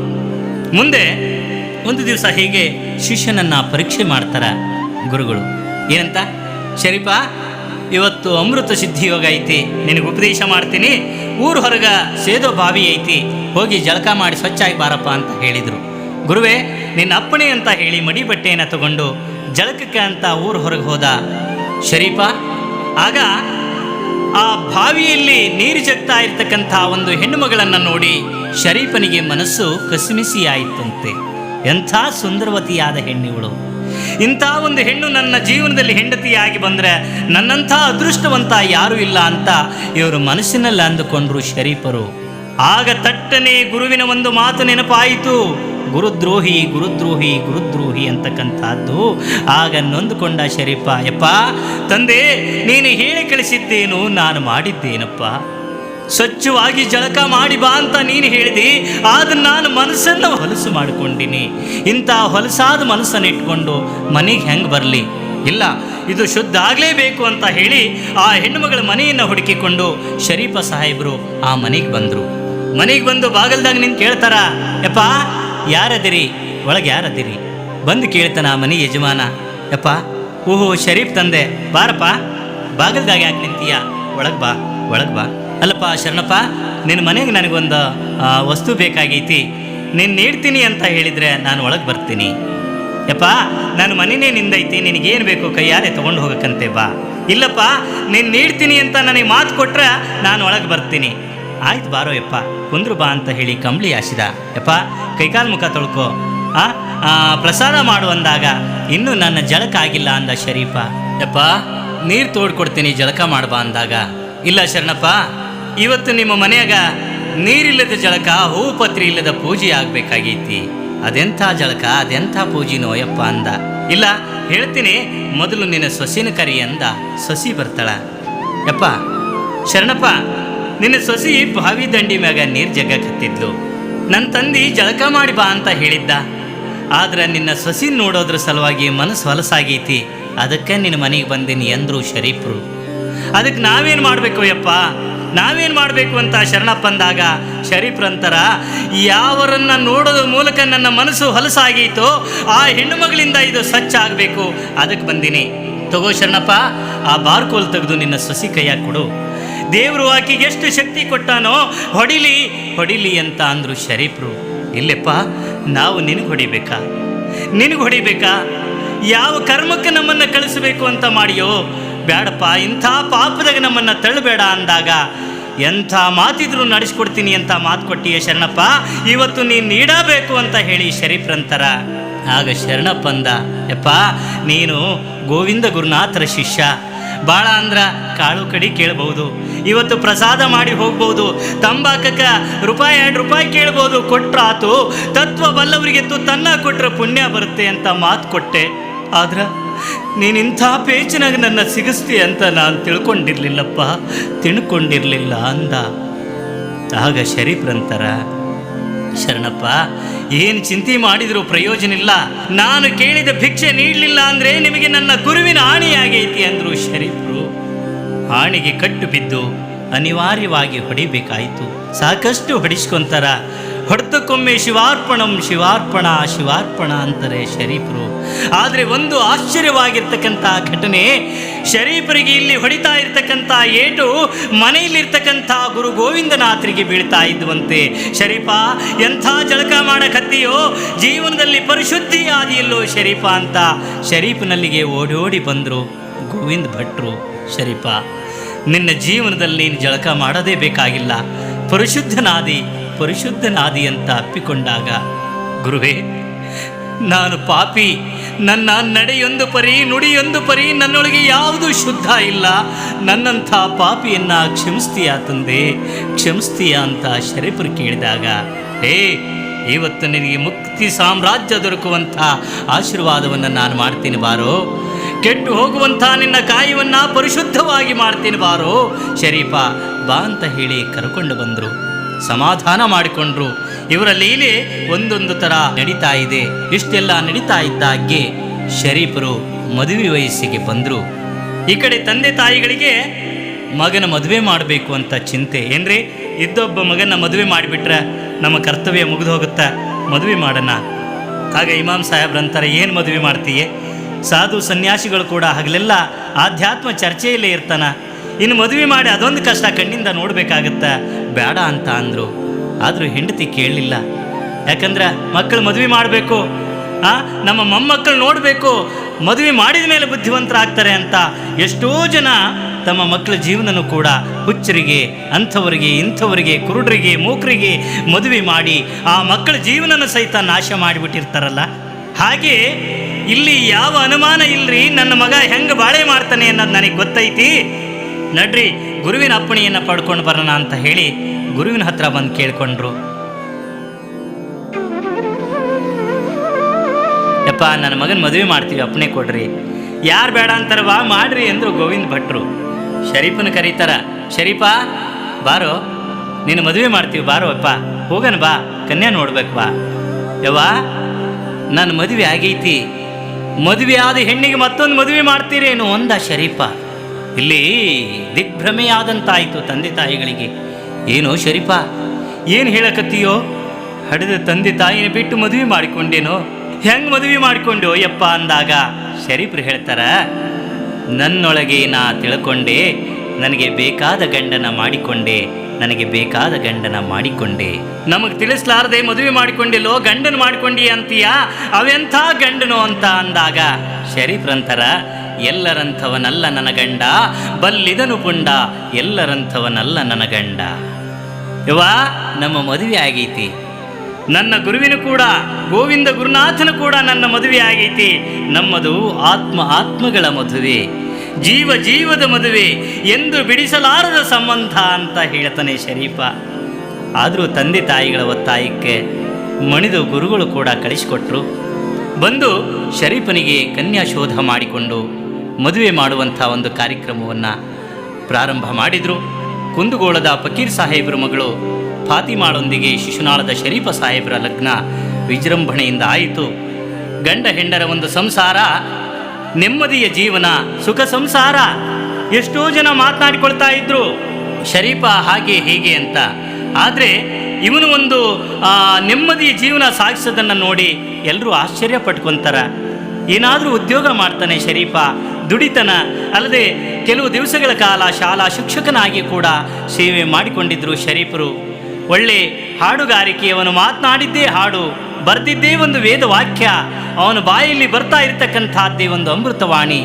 ದೊಡ್ಡ ಆಟಗಳಲ್ಲಿ, ನಾಟಕಗಳಲ್ಲಿ, ಇಂಥದ್ರಲ್ಲಿ ಒಂದು ಕಲೆ ಇಲ್ಲ ಅನ್ನುವ ಹಾಗಿಲ್ಲ ಶರೀಫ.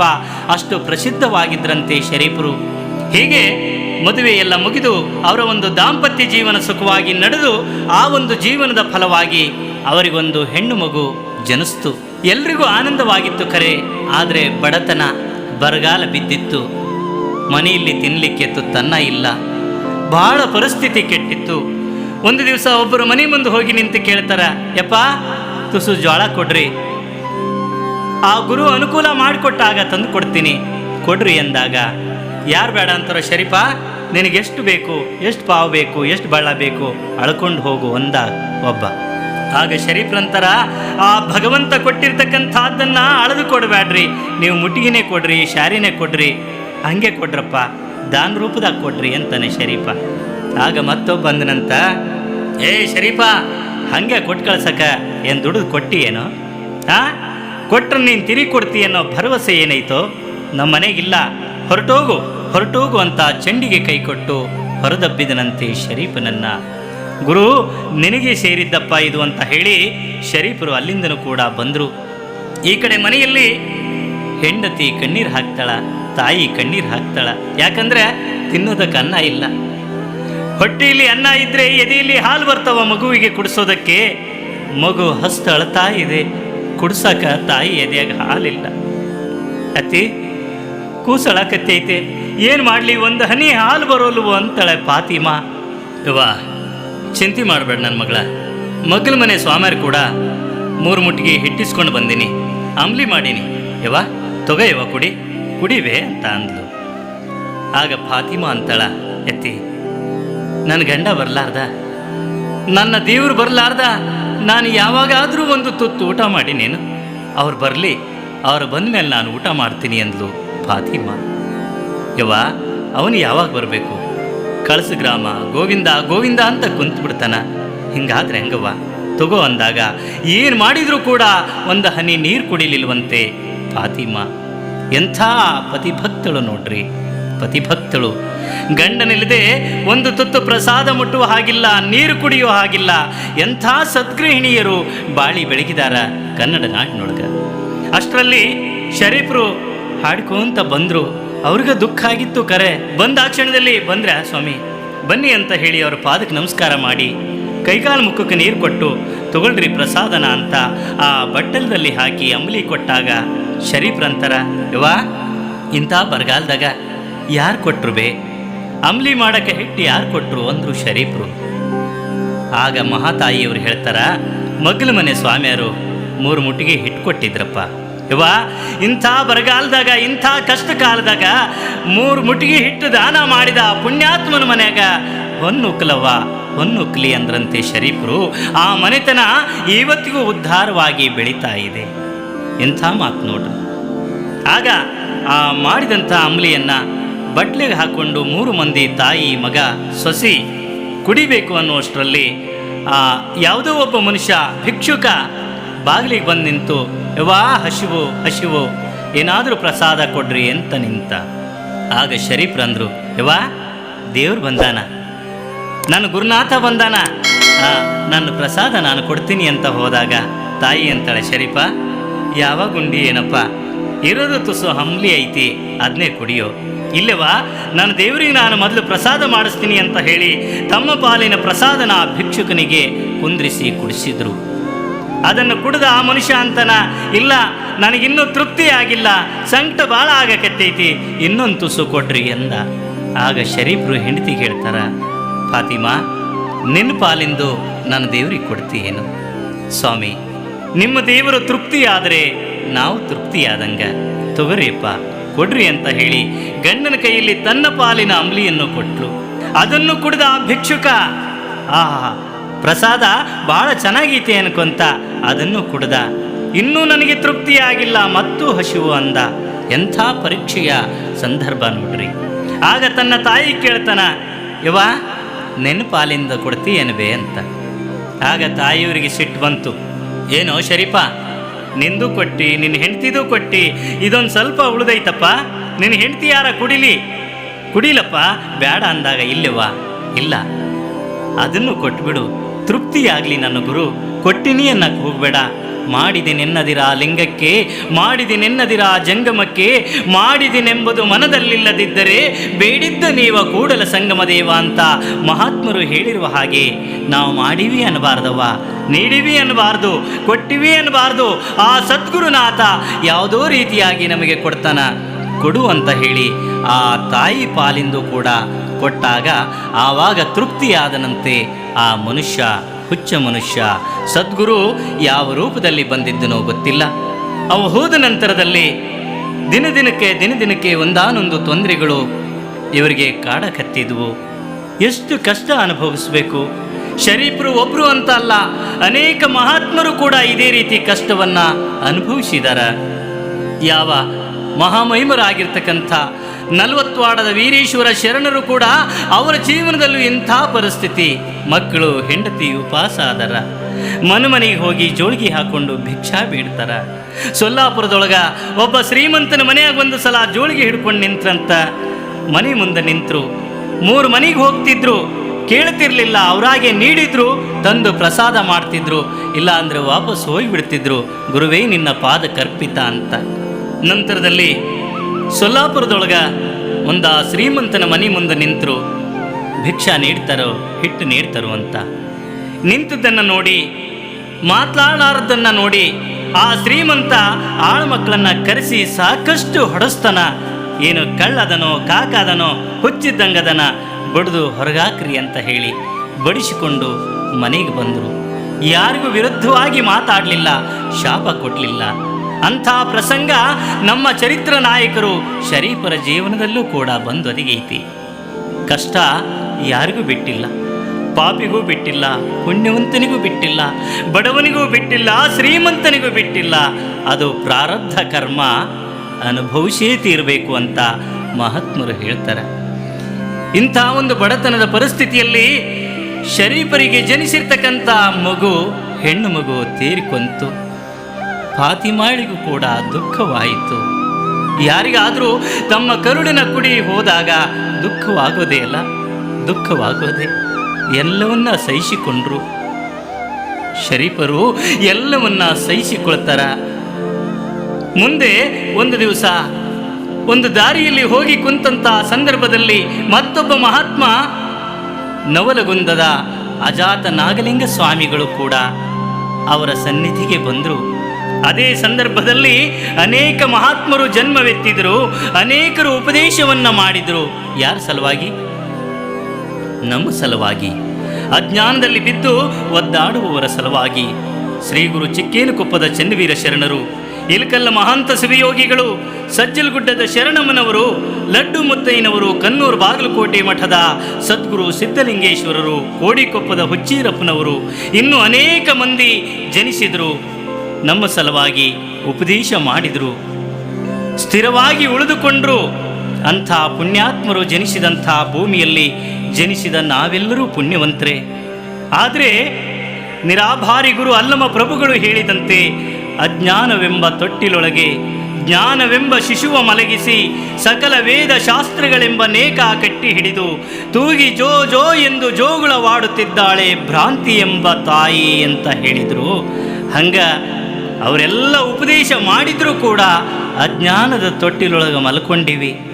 ಆ ಮಾಯೆ ಒಂದು ಗಾಳಿ ನಮ್ಮನ್ನು ಯಾ ಕಡೆ ಬೇಕು ಆ ಕಡೆ ಎಳ್ಕೊಂಡು ಹೋಗ್ತಾ ಇದೆ. ಅದು ಯಾವಾಗ ಅಂಥ ಒಂದು ಸನ್ಮಾರ್ಗವನ್ನು ಆ ಸದ್ಗುರುನಾಥರು ನಮಗೆ ಕರುಣಿಸ್ತಾರೋ ಗೊತ್ತಿಲ್ಲ. ಹಾಗೆ ಅಂಥ ಒಂದು ಕಷ್ಟ ಇದ್ದಂತಹ ಸಂದರ್ಭದಲ್ಲಿ ಶರೀಫರು ಕುಳಿತಾಗ ನಾಗಲಿಂಗಪ್ಪನವರು ಬಂದರು. ಮಾತನಾಡ್ಕೊಂತ ಕುಂತರು. ಸಮಗಾಲಿಗರು ಏಕಾಏಕಿ ಮಾತನಾಡ್ತಾ ಇರಬೇಕಾದ್ರೆ ಶರೀಫರ ತಲೆ ಮ್ಯಾಗಿಲಿನ ರುಮಾಲ ತೆಗೆದು ಕಡಿಗೆ ಒಗೆದ್ರು.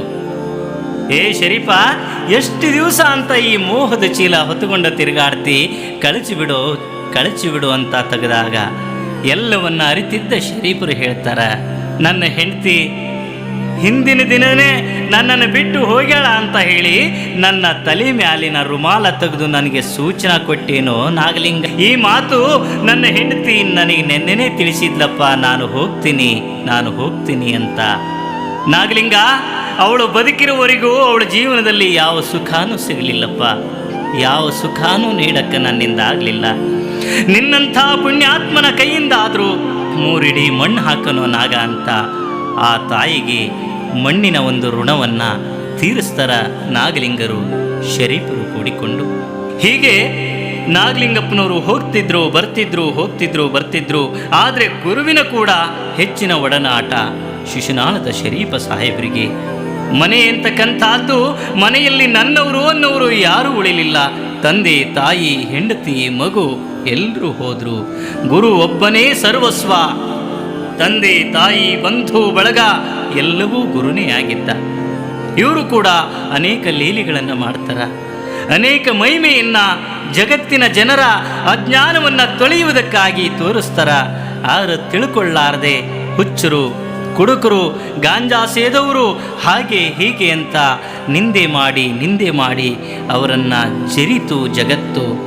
ಆವತ್ತಿಗೂ ಇದ್ದರು, ಇವತ್ತಿಗೂ ಅದರ ಮುಂದೂ ಇರ್ತಾರ. ಮಹಾತ್ಮರು ಹೇಳಿದರು, ನಿಂದಿಸಿ ನುಡಿಯದಿರಾರನು ಅಂತ.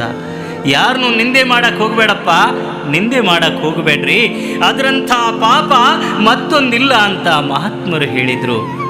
ಆದರೂ ನಾವು ಬಿಡೋದಿಲ್ಲಲ್ಲ. ಇನ್ನೊಬ್ಬ ಮಹಾತ್ಮರು ಹೇಳ್ತಾರ, ನಿಂದಕರಿರಬೇಕಿರಬೇಕು, ಹಂದಿ ಇದ್ದರೆ ಕೇರಿ ಹೇಗೆ ಶುದ್ಧವೋ ಹಾಗೆ ಅಂತ. ನಿಂದಕರನ್ನ ಎದಕ್ಕೆ ಹೋಲಿಸಿದ್ರು? ಹಂದಿಗೆ ಹೋಲಿಸಿದ್ರು. ಆದರೂ ನಾವು ಬಿಡಕ್ಕೆ ತಯಾರಿಲ್ಲ ಅಂದಾಗ ಎಷ್ಟು ಬಂಡ್ಗೆಟ್ಟು ನಿಂತಿರ್ಬೇಕ್ರಿ ನಾವು, ಎಷ್ಟು ಬಂಡ್ಗೆಟ್ಟು ನಿಂತಿರ್ಬೇಕಲ್ಲ. ಒಂದ್ಸಲ ಇಂಥ ನಿಂದಕರ ಕೈಯಲ್ಲಿ ಸಿಕ್ಕಂತಹ ಸಂದರ್ಭದಲ್ಲಿ ಏನಾಗುತ್ತೆ ಅಂದರೆ, ಗುಡಿಗೇರಿಯಲ್ಲಿ ದ್ಯಾಮವ್ವನ ದೇವಸ್ಥಾನದಾಗ ಗೋವಿಂದ ಭಟ್ರು ಮತ್ತು ಶರೀಫರು ಕುಳಿತುಕೊಂಡಿದ್ರು. ತಂಬಾಕ ಸೇದಕ ಹಣ ಇರಲಿಲ್ಲ, ದುಡ್ಡು ಇರಲಿಲ್ಲ. ಯಪ್ಪ, ನನ್ನ ಹತ್ರ ಅಂತೂ ಏನಿಲ್ಲ ಅಂದರು ಶರೀಫರು. ಇಲ್ಲ ಅಂತ ಯಾಕೆ ಚಿಂತೆ ಮಾಡ್ತೀಯೋ? ಕೇಳು ಒಳಗದಳು ನೋಡು ದ್ಯಾಮವ್ವ, ಆಕೆನ ಕೇಳು, ಎಷ್ಟು ಬೇಕು ಕೊಡ್ತಾಳೆ ಅಂದರು. ಯಪ್ಪ, ಆಕೆ ಕೊಡ್ತಾಳ? ಪ್ರಾರ್ಥನೆ ಮಾಡ್ಕೊಂಡು ಕೇಳೋ ಭಾಳ ಅಂದರು. ಆಗ ಪ್ರಾರ್ಥನೆ ಮಾಡಿಕೊಂಡು ತಾಯಿಯನ್ನು ಕೇಳಿದಾಗ ಎಂಥ ಆಶ್ಚರ್ಯವಾಗಿರ್ತಕ್ಕಂಥ ಘಟನೆ. ಆ ಕಟ್ಟಿಗೆ ಮೂರ್ತಿ, ದ್ಯಾಮವ್ವನ ಮೂರ್ತಿ ಜೀವಂತ ಪ್ರತ್ಯಕ್ಷವಾಗಿ ತನ್ನ ಮೂಗಿನಲ್ಲಿರುವಂಥ ವಜ್ರದ ನತ್ತನ್ನು ಶರೀಫರ ಕೈಗೆ ಕೊಟ್ಟಳು. ಶರೀಫರು ಅದನ್ನು ತಗೊಂಡು ಹೋಗಿ ಪತ್ತಾರ ಮನೆಯಲ್ಲಿ ಒತ್ತಿ ಇಟ್ಟು ಅದೇ ಹಣದಿಂದ ತಂಬಾಕು ತಂದು ಸೇವನೆ ಮಾಡಿದರು, ಆನಂದವಾಗಿರ್ತಿದ್ರು. ಬೆಳಗು ಅನ್ನೋದ್ರಾಗ ಊರಾಗೆಲ್ಲ ಸುದ್ದಿ, ದ್ಯಾಮವ್ವನ ಮೂಗಿನಾಗಿ ನತ್ತಿಲ್ಲ. ಪೂಜಾರಿನೇ ಕದ್ದಾನ, ಅವನು ಹೊಡೆಯಕತ್ಯಾರ ಹಿರಿಯರೆಲ್ಲ ಕೂಡಿಕೊಂಡು. ಯಪ್ಪ, ನಾನು ಕತ್ತಿಲ್ರಿ ಅಂತನ ಪೂಜಾರಿ. ಅಷ್ಟೊತ್ತಿಗೆ ಆ ಪತ್ತಾರವ ಬಂದ, ಇಲ್ರಿ ಆ ನತ್ತು ನನ್ನ ಕಡೆ ಐತಿ, ಶಿಶುನಾಳ್ ಶರೀಫ್ ಸಾಹೇಬರು ನನ್ನ ಕಡೆ ಒತ್ತಿ ಇಟ್ಟಾರ ಅದನ್ನ. ಹಂಗಾರ ಶರೀಫ, ಆ ಗೋವಿಂದ ಭಟ್ಟ ಇಬ್ಬರು ಕಳ್ಳರದರ, ಮೋಸರದರ, ಜಾದುಗಾರರದರ, ಹಿಡ್ಕೊಬರ್ರಿ ಅವ್ರನ್ನ, ಅವರೇ ಕದ್ದಾರ, ಅವ್ರನ್ನ ಕಟ್ಟಿ ಬಡಿಯನು ಅಂತ ಹೇಳಿ ಅವ್ರನ್ನ ಕರೆಸಿದ್ರು, ಶರೀಫರನ್ನ ಮತ್ತು ಗೋವಿಂದ ಭಟ್ರನ್ನ. ಆಗ ಶರೀಫರಿಗೆ ಕೇಳ್ತಾರೆ ಹಿರಿಯರು, ಹುಚ್ಚ, ಅಮ್ಮನ ಮೂಗಿನಾಗಿ ನತ್ತು ಕದ್ದೇನು? ನಾನು ಕದ್ದಿಲ್ಲ ಅಂದರು. ಮತ್ತು ನಿನ್ನ ಹತ್ರ ಹೆಂಗೆ ಬಂತು? ತಾಯಿ ಕೊಟ್ಟಾಳಪ್ಪ, ತಾಯಿ ಕೊಟ್ಟಾಳ ಅಂದರು ಶರೀಫರು. ಏನೋ ಆ ಕಟ್ಟಿಗೆ ಮೂರ್ತಿ ನಿನಗೆ ಕೊಟ್ಟಾಳ? ನೀನು ಹೇಳೋದನ್ನು ನಾನು ಹೆಂಗೆ ಮೆಚ್ಚಬೇಕು ಹುಚ್ಚ? ಅದನ್ನು ಸ್ವಲ್ಪ ಬಿಚ್ಚಿ ಹೇಳು ಅಂತನ ಹಿರಿಯ. ಆಗ ಶರೀಫ್ರಂದರು, ತಾಯಿ ಹೆಂಗೆ ಕೊಟ್ಲು ಅಂದ್ರೆ, ತಾಯಿ ತನ್ನ ಮಗುವಿಗೆ ಹಾಲು ಕುಡಿಸಬೇಕಾದ್ರೆ ಸೆರಗು ಮುಚ್ಕೊಂಡು ಹೆಂಗೆ ಕುಡಿಸ್ತಾಳೋ ಹಂಗೆ ನನ್ನ ಮೆಚ್ಚಿನ ತಾಯಿ ತನ್ನ ಅಚ್ಚು ಮೆಚ್ಚಿನ ಮಗನಿಗೆ ಮುಚ್ಚಿಕೊಟ್ಟ ಆ ನತ್ತಿನ ವಿಷಯನ ನಿನಗೆ ಹೆಂಗೆ ಬಿಚ್ಚಿ ತೋರಿಸ್ಲೋ ಹುಚ್ಚಿರಿಯ ಅಂದ ಶರೀಫ. ದಿಗ್ಭ್ರಮೆ ಆಗುತ್ತೆ. ಏನೇನೋ ಮಾತಾಡಿ ನಮ್ಮನ್ನು ಮಳ್ಳು ಮಾಡ್ತೀರೇನೋ? ಇಲ್ಲ, ನಿಮ್ಮನ್ನು ಕಟ್ಟಿ ಬಡಿತೀವಿ, ಇಲ್ಲ ನಿಮ್ಮನ್ನು ಪರೀಕ್ಷೆ ಮಾಡ್ತೀವಿ, ಮತ್ತೆ ಆ ನತ್ತ ದ್ಯಾಮವನ್ನು ಮೂಗಿನಾಗಿಡ್ತೀವಿ. ಆಕೆ ಕೊಟ್ಲು ಅಂದ್ರೆ ನೀವು ಹೌದು ಅಂತೀವಿ, ಇಲ್ಲ ಅಂದ್ರೆ ನೀವು ಮೋಸಗಾರರು ಅಂತ ನಿಮಗೇನು ಶಿಕ್ಷೆ ಕೊಡ್ತೀವಿ ಅಂದ ಹಿರಿಯ. ಆಗ ಗುರುವೇ ನಾವು ಏನು ಮಾಡಬೇಕೀಗ ಅಂತಾನೆ ಶರೀಫ. ಯಾಕೆ ಚಿಂತೆ ಮಾಡ್ತೀಯೋ ಶರೀಫ, ಯಾಕೆ ಚಿಂತೆ ಮಾಡ್ತೀಯ? ತನ್ನ ಮಕ್ಕಳ ಸಲುವಾಗಿ, ನಂಬಿದ ಭಕ್ತರ ಸಲುವಾಗಿ 10 ಕೈಯನ್ನು ಎತ್ತಿ ನಿಂತಿದ್ದಾಳೋ ತಾಯಿ. ಕೇಳ್ಕೋ, ತನ್ನ ಮಕ್ಕಳ ಮರ್ಯಾದೆ ಉಳಿಬೇಕಾಗಿತ್ತು, ಅವರ ಕೀರ್ತಿ ಅಜರಾಮರವಾಗಿ ಉಳಿಬೇಕು ಅಂದ್ರೆ ಕೊಡ್ತಾಳ, ಇಲ್ಲ ಅಂದರೆ ಅವಳ ಖಡ್ಗಕ್ಕೆ ನಮ್ಮ ಶಿರವನ್ನು ಕಡಿದುಕೊಳ್ಳೋಣ ಅಂತ ಹೇಳಿದರು ಗೋವಿಂದ ಭಟ್ರು. ಆಕೆ ನಾಮಾವಳಿಯನ್ನು ಸ್ತುತಿಸಿ ಬೇಡಿದಾಗ ಆಶ್ಚರ್ಯವಾಗಿರ್ತಕ್ಕಂಥ ಒಂದು ಘಟನೆ, ಆ ಮಹಾತಾಯಿ ಪ್ರತ್ಯಕ್ಷವಾಗಿ ಶರೀಫರ ಕೈಗೆ ಮತ್ತೆ ಆ ನತ್ತನ್ನಿಟ್ಟಳಂತೆ. ನೋಡಿದ ಜನ ಬೆರಗಾಗ್ತಾರ, ಆಶ್ಚರ್ಯವಾಯಿತು, ಎಂಥ ಲೀಲೆ, ಎಂಥ ಪುರುಷರಾದರ ಅಂತ ಹೇಳಿ ಆಗ ಇವರನ್ನು ಕೊಂಡಾಡ್ತಾರೆ. ಮತ್ತೊಂದು ಸಲ ಲಕ್ಷ್ಮೀಶ್ವರದಲ್ಲಿ ಎಲ್ಲಮ್ಮನ ಗುಡಿಯಾಗಿ ಕುಂತ್ಕೊಂಡು ಪತ್ರಿ ಸೇವನ ಮಾಡಕತ್ತಿದ್ರು. 4-5 ಮಂದಿ ಉಡಾಳ್ರಲ್ಲಿಗೆ ಬಂದರು. ಶರೀಫ, ಗೋವಿಂದ ಭಟ್ಟ, ಇವತ್ತೇನು ಅಮಾವಾಸ್ಯೆ ಆಯಿತು, ಹುಣ್ಣಿಮೆ ಆಯಿತು ಅಂದರು. ಅವತ್ತು ನೋಡಿದರೆ ಅಮಾವಾಸ್ಯೆ, ಕತ್ತಲ. ಆಗ ಒಂದು ಅಮಲಿನಲ್ಲಿದ್ದಂಥ ಗೋವಿಂದ ಭಟ್ರಂತರ, ಹುಣ್ಣಿಮೆ ಆಯ್ತು ಹೋಗ್ರ ಇವತ್ತು. ಆಗ ಶರೀಫರಿಗೆ ದಿಗಿಲು ಬಿತ್ತು. ಯಪ್ಪ, ಇವತ್ತು ಅಮಾವಾಸ್ಯೆ ಐತಿ, ನೀ ನೋಡಿದರೆ ಹುಣ್ಣಿಮೆ ಅಂದೇಲೋ ನನ್ನ ತಂದೆ, ಹುಣ್ಣಿಮೆ ಅಂದೇಲ. ಶರೀಫ, ತಾಯಿ ಇಲ್ಲದನ್ನು ನುಡಿಸೋದಿಲ್ಲೋ, ಪ್ರತ್ಯಕ್ಷ ಮಾಡಿ ತೋರಿಸೋ ಈ ಹುಚ್ಚರಿಗೆ ಎಂದ್ರಂತೆ ಗೋವಿಂದ ಭಟ್ರು.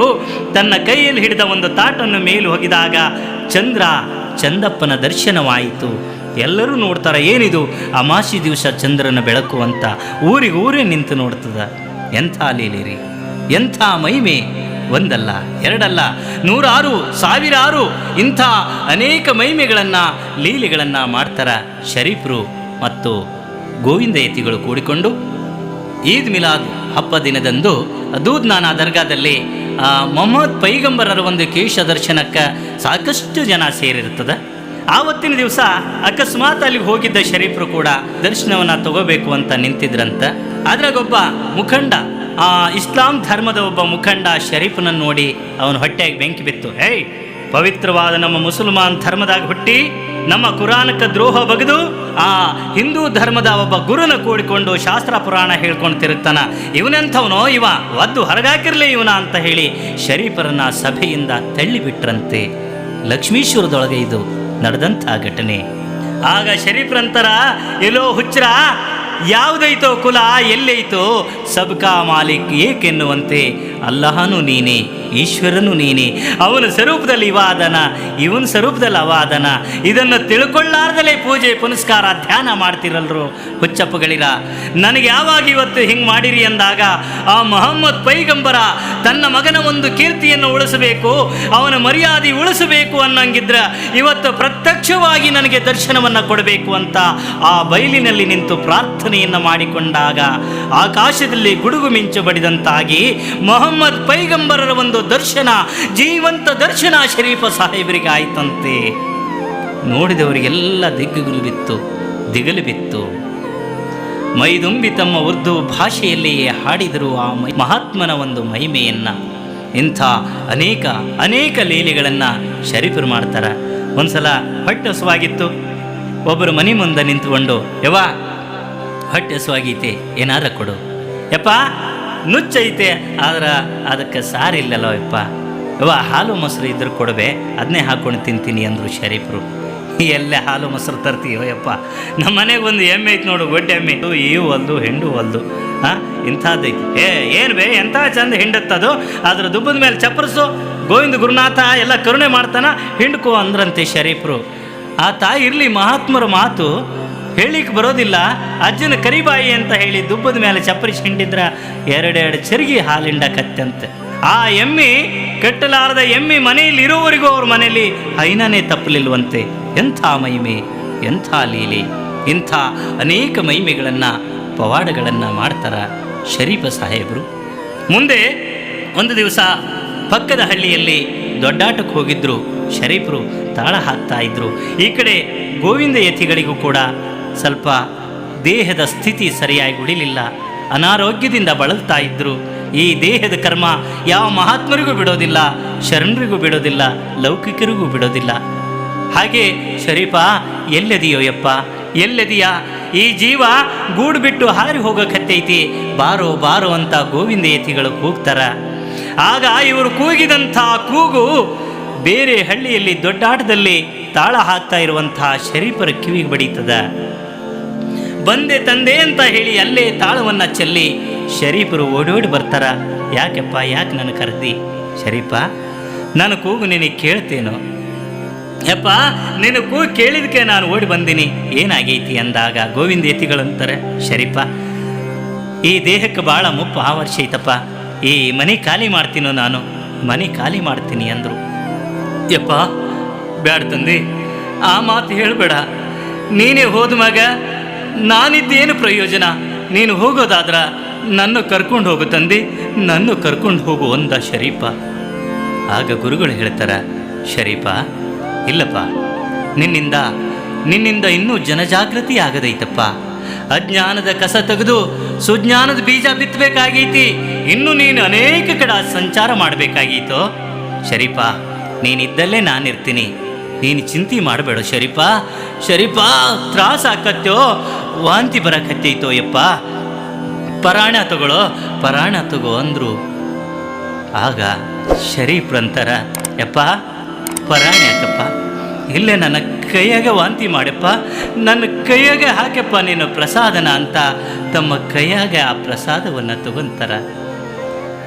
ಆಗ ಗೋವಿಂದ ಭಟ್ರು ನರಳಿಕೊಂತ ಹೇಳ್ತಾರೆ, ಶರೀಫ, ಹೋಗೋ, ಅದನ್ನು ಯಾರು ತುಳಿಲಾರ್ದಂಥ ಜಾಗದಾಗ ಚೆಲ್ಲಿ ಬರೋಗು, ಮತ್ತು ಇವ್ರಿಗೆ ಯಾರ್ಯಾರ ಬೇಕಾಗಿದ್ರ ಆ ಪ್ರಸಾದನ ಕೊಟ್ಬಿಡು ಅಂದರು.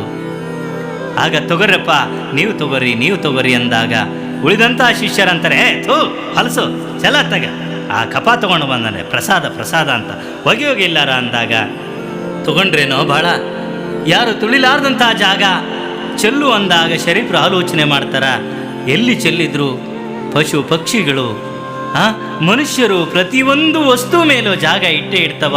ಆದ್ರೆ ನನ್ನ ಎದೆಯೊಳಗ ನನ್ನ ತಂದೆ ಈ ಗುರುನಾಥನನ್ನು ಬಿಟ್ರ ನನ್ನ ಎದೆಯಾಗಿ ಯಾರೂ ಕಾಲಿಡೋದಿಲ್ಲ ಅಂತ ಹೇಳಿ ಆ ಕಪವನ್ನು ತಾವೇ ಕುಡಿದು ಬಿಟ್ರು. ಶರೀಫರು ತಾವೇ ಕುಡಿದು ಬಿಟ್ರು. ಅದನ್ನು ನೋಡ್ತಾರ, ಗೆದ್ದೆಯೋ ಶರೀಫ, ಈ ಪರೀಕ್ಷೆಯೊಳಗೂ ನೀನು ಗೆದ್ದಿ, ಇನ್ನ ಸೂರ್ಯ ಚಂದ್ರ ಇರುವವರೆಗೂ ನಿನ್ನ ಕೀರ್ತಿ ಅಜರಾಮರವಾಗಿ ಉಳಿತದೋ ಶರೀಫ ಅಂತ ಆಶೀರ್ವಾದ ಮಾಡಿ ದೇಹ ತ್ಯಾಗ ಮಾಡಿದರು. ಗೋವಿಂದ ಭಟ್ರು ಶಿಷ್ಯನಿಗೂ ಕೂಡ ಸ್ವಲ್ಪ ದುಃಖ ಆಯಿತು ಶರೀಫರಿಗೆ, ಆದರೂ ಮರೆತರು. ಕೊನೆಗೆ ಮತ್ತೆ ತಮ್ಮ ಕಾರ್ಯದಲ್ಲಿ ಮುಂದಾದರು. ಮತ್ತೆ ನಾಗಲಿಂಗಪ್ಪನವರ ಒಂದು ಭೇಟಿ ಶರೀಫರಿಗೆ ಆಗುತ್ತದೆ. ಶರೀಫರು ನಾಗಲಿಂಗರು ಕೂಡಿಕೊಂಡು ಸಂಚಾರ ಮಾಡಿಕೊಂತ ಇಟಗಿ ಕ್ಷೇತ್ರಕ್ಕೆ ಬಂದರು. ಇಟಗಿಯ ಭೀಮಮ್ಮನ ಒಂದು ದರ್ಶನವನ್ನು ತಗೊಂಡ್ರು. ತಾಯಿ ಮಕ್ಕಳು ಮಾತಾಡುವ ಹಾಗೆ ಮಾತನಾಡಿಕೊಂಡು ಅಲ್ಲಿಂದ ಬನಶಂಕರಿ ಕ್ಷೇತ್ರಕ್ಕೆ ಬಂದು ಶರೀಫ ಸಾಹೇಬರು ಯಾಕೋ ಆ ದೇವಿಯನ್ನು ಪ್ರತ್ಯಕ್ಷ ಮಾಡಿಕೊಂಡು ಮಾತಾಡಬೇಕು ಅನ್ನುವಂಥ ಆಸೆ ಆಯಿತಂತೆ. ಆ ತಾಯಿ ಒಂದು ನಾಮಾವಳಿಯನ್ನು ಮಾಡಿಕೊಂಡು ಅಲ್ಲಿಯೂ ತಾಯಿ ಕೂಡ ಪ್ರತ್ಯಕ್ಷ ಮಾಡಿ ಮಾತನಾಡಿಕೊಂಡು ಮುಂದೆ ನಾಗಲಿಂಗರು ಶರೀಫರು ಕೂಡಿಕೊಂಡು ಯಾವ ಶಿರೋಳ ಗ್ರಾಮಕ್ಕೆ ಬಂದರು. ಶಿರೋಳ ಗ್ರಾಮದಲ್ಲಿ ದ್ಯಾಮವನ ಗುಡಿಯಾಗ ರಾತ್ರಿ ಹೊತ್ತಿನಲ್ಲಿ ಕುಂತಾಗ ಥಂಡಿ ಭಾಳ ಆಯಿತು. ಥಂಡಿ ಭಾಳ ಆಗೈತಿ, ಏನು ಮಾಡಬೇಕು ಅಂತ ಯೋಚನೆ ಮಾಡಿ ಆ ದ್ಯಾಮವನ ಮೂರ್ತಿನೇ ತಂದು ಅದನ್ನು ಮುರಿದು ಉರಿ ಹಚ್ಚಿ ಕಾಯಿಸ್ಕೊಂಡು ಮಲ್ಕೊಂಡಿದ್ರು. ಬೆಳಗ್ಗೆ ಪೂಜೆಗೆ ಬಂದ ಗೌಡ ಪೂಜಾರಿ ನೋಡಿ, ಯಾರೋ ಏನೋ ಪರದೇಶಿ ನನ್ನ ಮಕ್ಕಳು ಸುಟ್ಟಾರ, ದ್ಯಾಮವನ ಮೂರ್ತಿ ಸುಟ್ಟರೆ ಅಂತ ಹೇಳಿ ಇವರಿಗೆ ಹೊಡೆದ್ರು. ಆಗ ನಾಗಲಿಂಗರು ಶಾಪ ಕೊಡ್ತಾರೆ, ಏ ಗೌಡ, ಸಾರ ವಿಚಾರ ಮಾಡಲಾರ್ದಲ್ಲಿ ಬಡ್ದಿ ಎಂದಾಗ ನಿನ್ನ ಮನೆಗೆ ಕತ್ತಿ ನಾಯಿ ಉಚ್ಚಿ ಹುಯ್ದು ಗೊಬ್ಬರ ಆಗಲಿ ಅಂತ ಶಾಪ ಕೊಟ್ರಂತೆ. ಆ ಕುರುವು ಇವತ್ತಿಗೂ ಆ ಗ್ರಾಮದೊಳಗೆ ನಡೀತಾ ಇದೆ. ನಂತರದಲ್ಲಿ ಗುಡಿಯ ಒಳಗೆ ನೋಡಿದಾಗ ದ್ಯಾಮವನ ಮೂರ್ತಿ ಸುಟ್ಟಂಥ ಮೂರ್ತಿ ಅಲ್ಲಿ ಪ್ರತಿಷ್ಠಾಪನೆಯಾಗಿತ್ತು. ನಂತರದಲ್ಲಿ ಅನೇಕ ಕಡೆ ಸಂಚಾರ ಮಾಡಿಕೊಂಡು ಶರೀಫರು ನಾಗಲಿಂಗರು ಅನೇಕ ತಮ್ಮ ಮಹಿಮೆಯನ್ನು ತೋರಿಸಿ ಮತ್ತೆ ಶರೀಫರು ಹುಬ್ಬಳ್ಳಿಗೂ ಕೂಡ ಬಂದರು. ಈ ಒಂದು ಸಿದ್ಧಾರೂಢರ ವೈಭವವನ್ನು ನೋಡಿ ಬಹಳ ಆನಂದವಾಯಿತಂತೆ. ಏ ಸಿದ್ಧ, ಎಂಥ ಅಗಾಧವಾಗಿರ್ತಕ್ಕಂಥ ನಿನ್ನ ಲೀಲೆ ಅಂತ ಬಾಯಿ ತುಂಬ ಹೊಗಳಿ ಕೊಂಡಾಡ್ತಾರೆ ಶರೀಫರು. ಏನು ಕೊಡೋಣ, ಹುಬ್ಬಳ್ಳಿ ಮಠ ಏನು ಚಂದುಳ್ಳ ಕೊಡೋಣ ಅಂತ ಹೇಳಿ ಅಲ್ಲಿ ಕೂಡ ಅವರನ್ನು ನೋಡಿ ಹಾಡಿದರಂತೆ. ಹೀಗೆ ಅನೇಕ ಕಡೆ ಸಂಚಾರವನ್ನು ಮಾಡಿ ಅನೇಕ ತಮ್ಮ ಲೀಲೆಯನ್ನು ತೋರಿಸಿಕೊಂಡು ಅನೇಕ ಜನರನ್ನು ರಕ್ಷಣೆ ಮಾಡಿಕೊಂಡು ನಂಬಿದವರನ್ನು ಉದ್ಧಾರ ಮಾಡ್ತಾ ದುಷ್ಟರನ್ನು ಶಿಕ್ಷಿಸುತ್ತಾ ಶರೀಫರು ಅನೇಕ ಲೀಲೆಯನ್ನು ಮಾಡಿಕೊಂಡು ಮತ್ತೆ ತಮ್ಮ ಗುರುವಿನ ಸನ್ನಿಧಾನಕ್ಕೆ ಬರ್ತಾರ. ಆ ಗುರುವಿನ ಗದ್ದಿಗೆಯ ಮುಂದೆ ಕುಳಿತು ಪ್ರಾರ್ಥನೆ ಮಾಡಿಕೊಳ್ತಾರ. ಗುರುವೇ, ಸದ್ಗುರುನಾಥ, ನೀನಾಡಿಸಿದಂತೆ ಆಡಿದೆ, ಮಾಡಿಸಿದಂತೆ ಮಾಡಿದೆ. ನಿನ್ನ ನಾಟಕದಲ್ಲಿ ನನ್ನ ಚಿಕ್ಕ ಪಾತ್ರ ಮುಕ್ತಾಯವಾಯಿತು ತಂದೆ ಎಂದು ಹೇಳಿ ಗುರುವಿನ ಗದ್ದಿಗೆಯ ಮುಂದೆ ತನ್ನ ಮಸ್ತಕವನ್ನಿಟ್ಟು ದೇಹವನ್ನು ಗುರುವಿಗೆ ಅರ್ಪಿಸಿದರು ಶಿಶುನಾಳದ ಶರೀಫ ಶಿವಯೋಗಿಗಳು. ಶಿಶುನಾಳದ ಶರೀಫ ಸಾಹೇಬರು ಪ್ರತಿಯೊಬ್ಬರ ತನು ಮನದಲ್ಲಿಯೂ ಕೂಡ ಅಚ್ಚಳಿಯದೆ ಉಳಿದುಕೊಂಡರು. ಪಂಚಮಹಾಭೂತಗಳಿಂದ ನಿರ್ಮಾಣವಾದ ಕಾಯವನ್ನು ಪಂಚಮಹಾಭೂತಗಳಿಗೆ ಒಪ್ಪಿಸಿ ಜಾಗೃತರಾಗಿ ಉಳಿದರು ಶಿಶುನಾಳದಲ್ಲಿ. ನಂಬಿದ ಭಕ್ತರ ತನು ಮನದಲ್ಲಿ ಅಚ್ಚಳಿಯದೆ ಉಳಿದಿದ್ದಾರೆ ಸಂತ ಶರೀಫ ಸಾಹೇಬರು. ಅಂದಿಗೂ ಇಂದಿಗೂ ಜಾತಿ ಮತ ಭೇದವೆಣಿಸದೆ ನಾವೆಲ್ಲರೂ ಒಂದೇ ತಾಯಿಯ ಮಕ್ಕಳು ಎನ್ನುವಂತೆ ಆಚರಿಸುತ್ತಾರೆ ಜಾತ್ರಾ ಮಹೋತ್ಸವವನ್ನು. ಅಂಥ ಪವಿತ್ರ ಕಾರ್ಯದಲ್ಲಿ ಭಾಗಿಯಾಗಿ ಆ ಪುಣ್ಯಾತ್ಮನ ಗದ್ದಿಗೆ ದರ್ಶನವನ್ನು ಪಡೆದು ಆ ಪುಣ್ಯಾತ್ಮನ ಚರಿತಾಮೃತವನ್ನು ಕೇಳಿ ನಮ್ಮ ಜನ್ಮ ನಾವು ಸಾರ್ಥಕ ಮಾಡಿಕೊಳ್ಳೋಣ. ಯಾಕಂದರೆ ಮಹಾತ್ಮರು ಹೇಳುವಂತೆ ನರ ಜನ್ಮದಿಂದಿಹದೋಳು ಮಿಗಿಲುಂಟೆ ಅಂತ ಪುಣ್ಯಾತ್ಮರು ಹೇಳಿದ್ದಾರೆ. ಮನುಷ್ಯ ಜನ್ಮಕ್ಕಿಂತ ಶ್ರೇಷ್ಠವಾದ ಜನ್ಮ ಯಾವುದೂ ಇಲ್ಲ. ಈ ಶ್ರೇಷ್ಠವಾದ ಜನ್ಮಕ್ಕೆ ಬಂದಿವಿ ಅಂದಾಗ ಅಂಥ ಪುಣ್ಯಾತ್ಮರ ಒಂದು ಚರಿತ್ರೆಯನ್ನು ಕೇಳಿ ಗುರು ಸೇವೆಯನ್ನು ಮಾಡಿ ಹರ ಪೂಜೆಯನ್ನು ಮಾಡಿ ನಮ್ಮ ಜನ್ಮ ಸಾರ್ಥಕ ಮಾಡಿಕೊಳ್ಳೋಣ. ಅದಕ್ಕೆ ಆ ಸದ್ಗುರುವಿನ ಆಶೀರ್ವಾದ ನಮ್ಮ ನಿಮ್ಮೆಲ್ಲರಿಗೂ ದೊರಕಲಿ ಅಂತ ಹೇಳಿ ಈ ಪವಿತ್ರ ಸೇವೆಗೆ ಮಂಗಲಂ ಜಯ ಮಂಗಲಂ ಶುಭ ಮಂಗಲಂ. ಓಂ ಸದ್ಗುರುವೇ ನಮಃ. ನಮ್ಮ ಚಾನಲ್ ಸಬ್ಸ್ಕ್ರೈಬ್ ಮಾಡಿ, ಬೆಲ್ ಗುರುತಿನ ಬಟನ್ ಒತ್ತಿರಿ. ಅದರಿಂದ ನಿಮಗೆ ನಮ್ಮ ಮುಂದಿನ ವಿಡಿಯೋಗಳ ಬಗ್ಗೆ ಮಾಹಿತಿ ಸಿಗುತ್ತದೆ. ನಮ್ಮ ಈ ವಿಡಿಯೋ ನಿಮಗೆ ಮೆಚ್ಚುಗೆಯಾಗಿದ್ದರೆ ಲೈಕ್, ಶೇರ್, ಕಾಮೆಂಟ್ಸ್ ಮಾಡಲು ಮರೆಯದಿರಿ.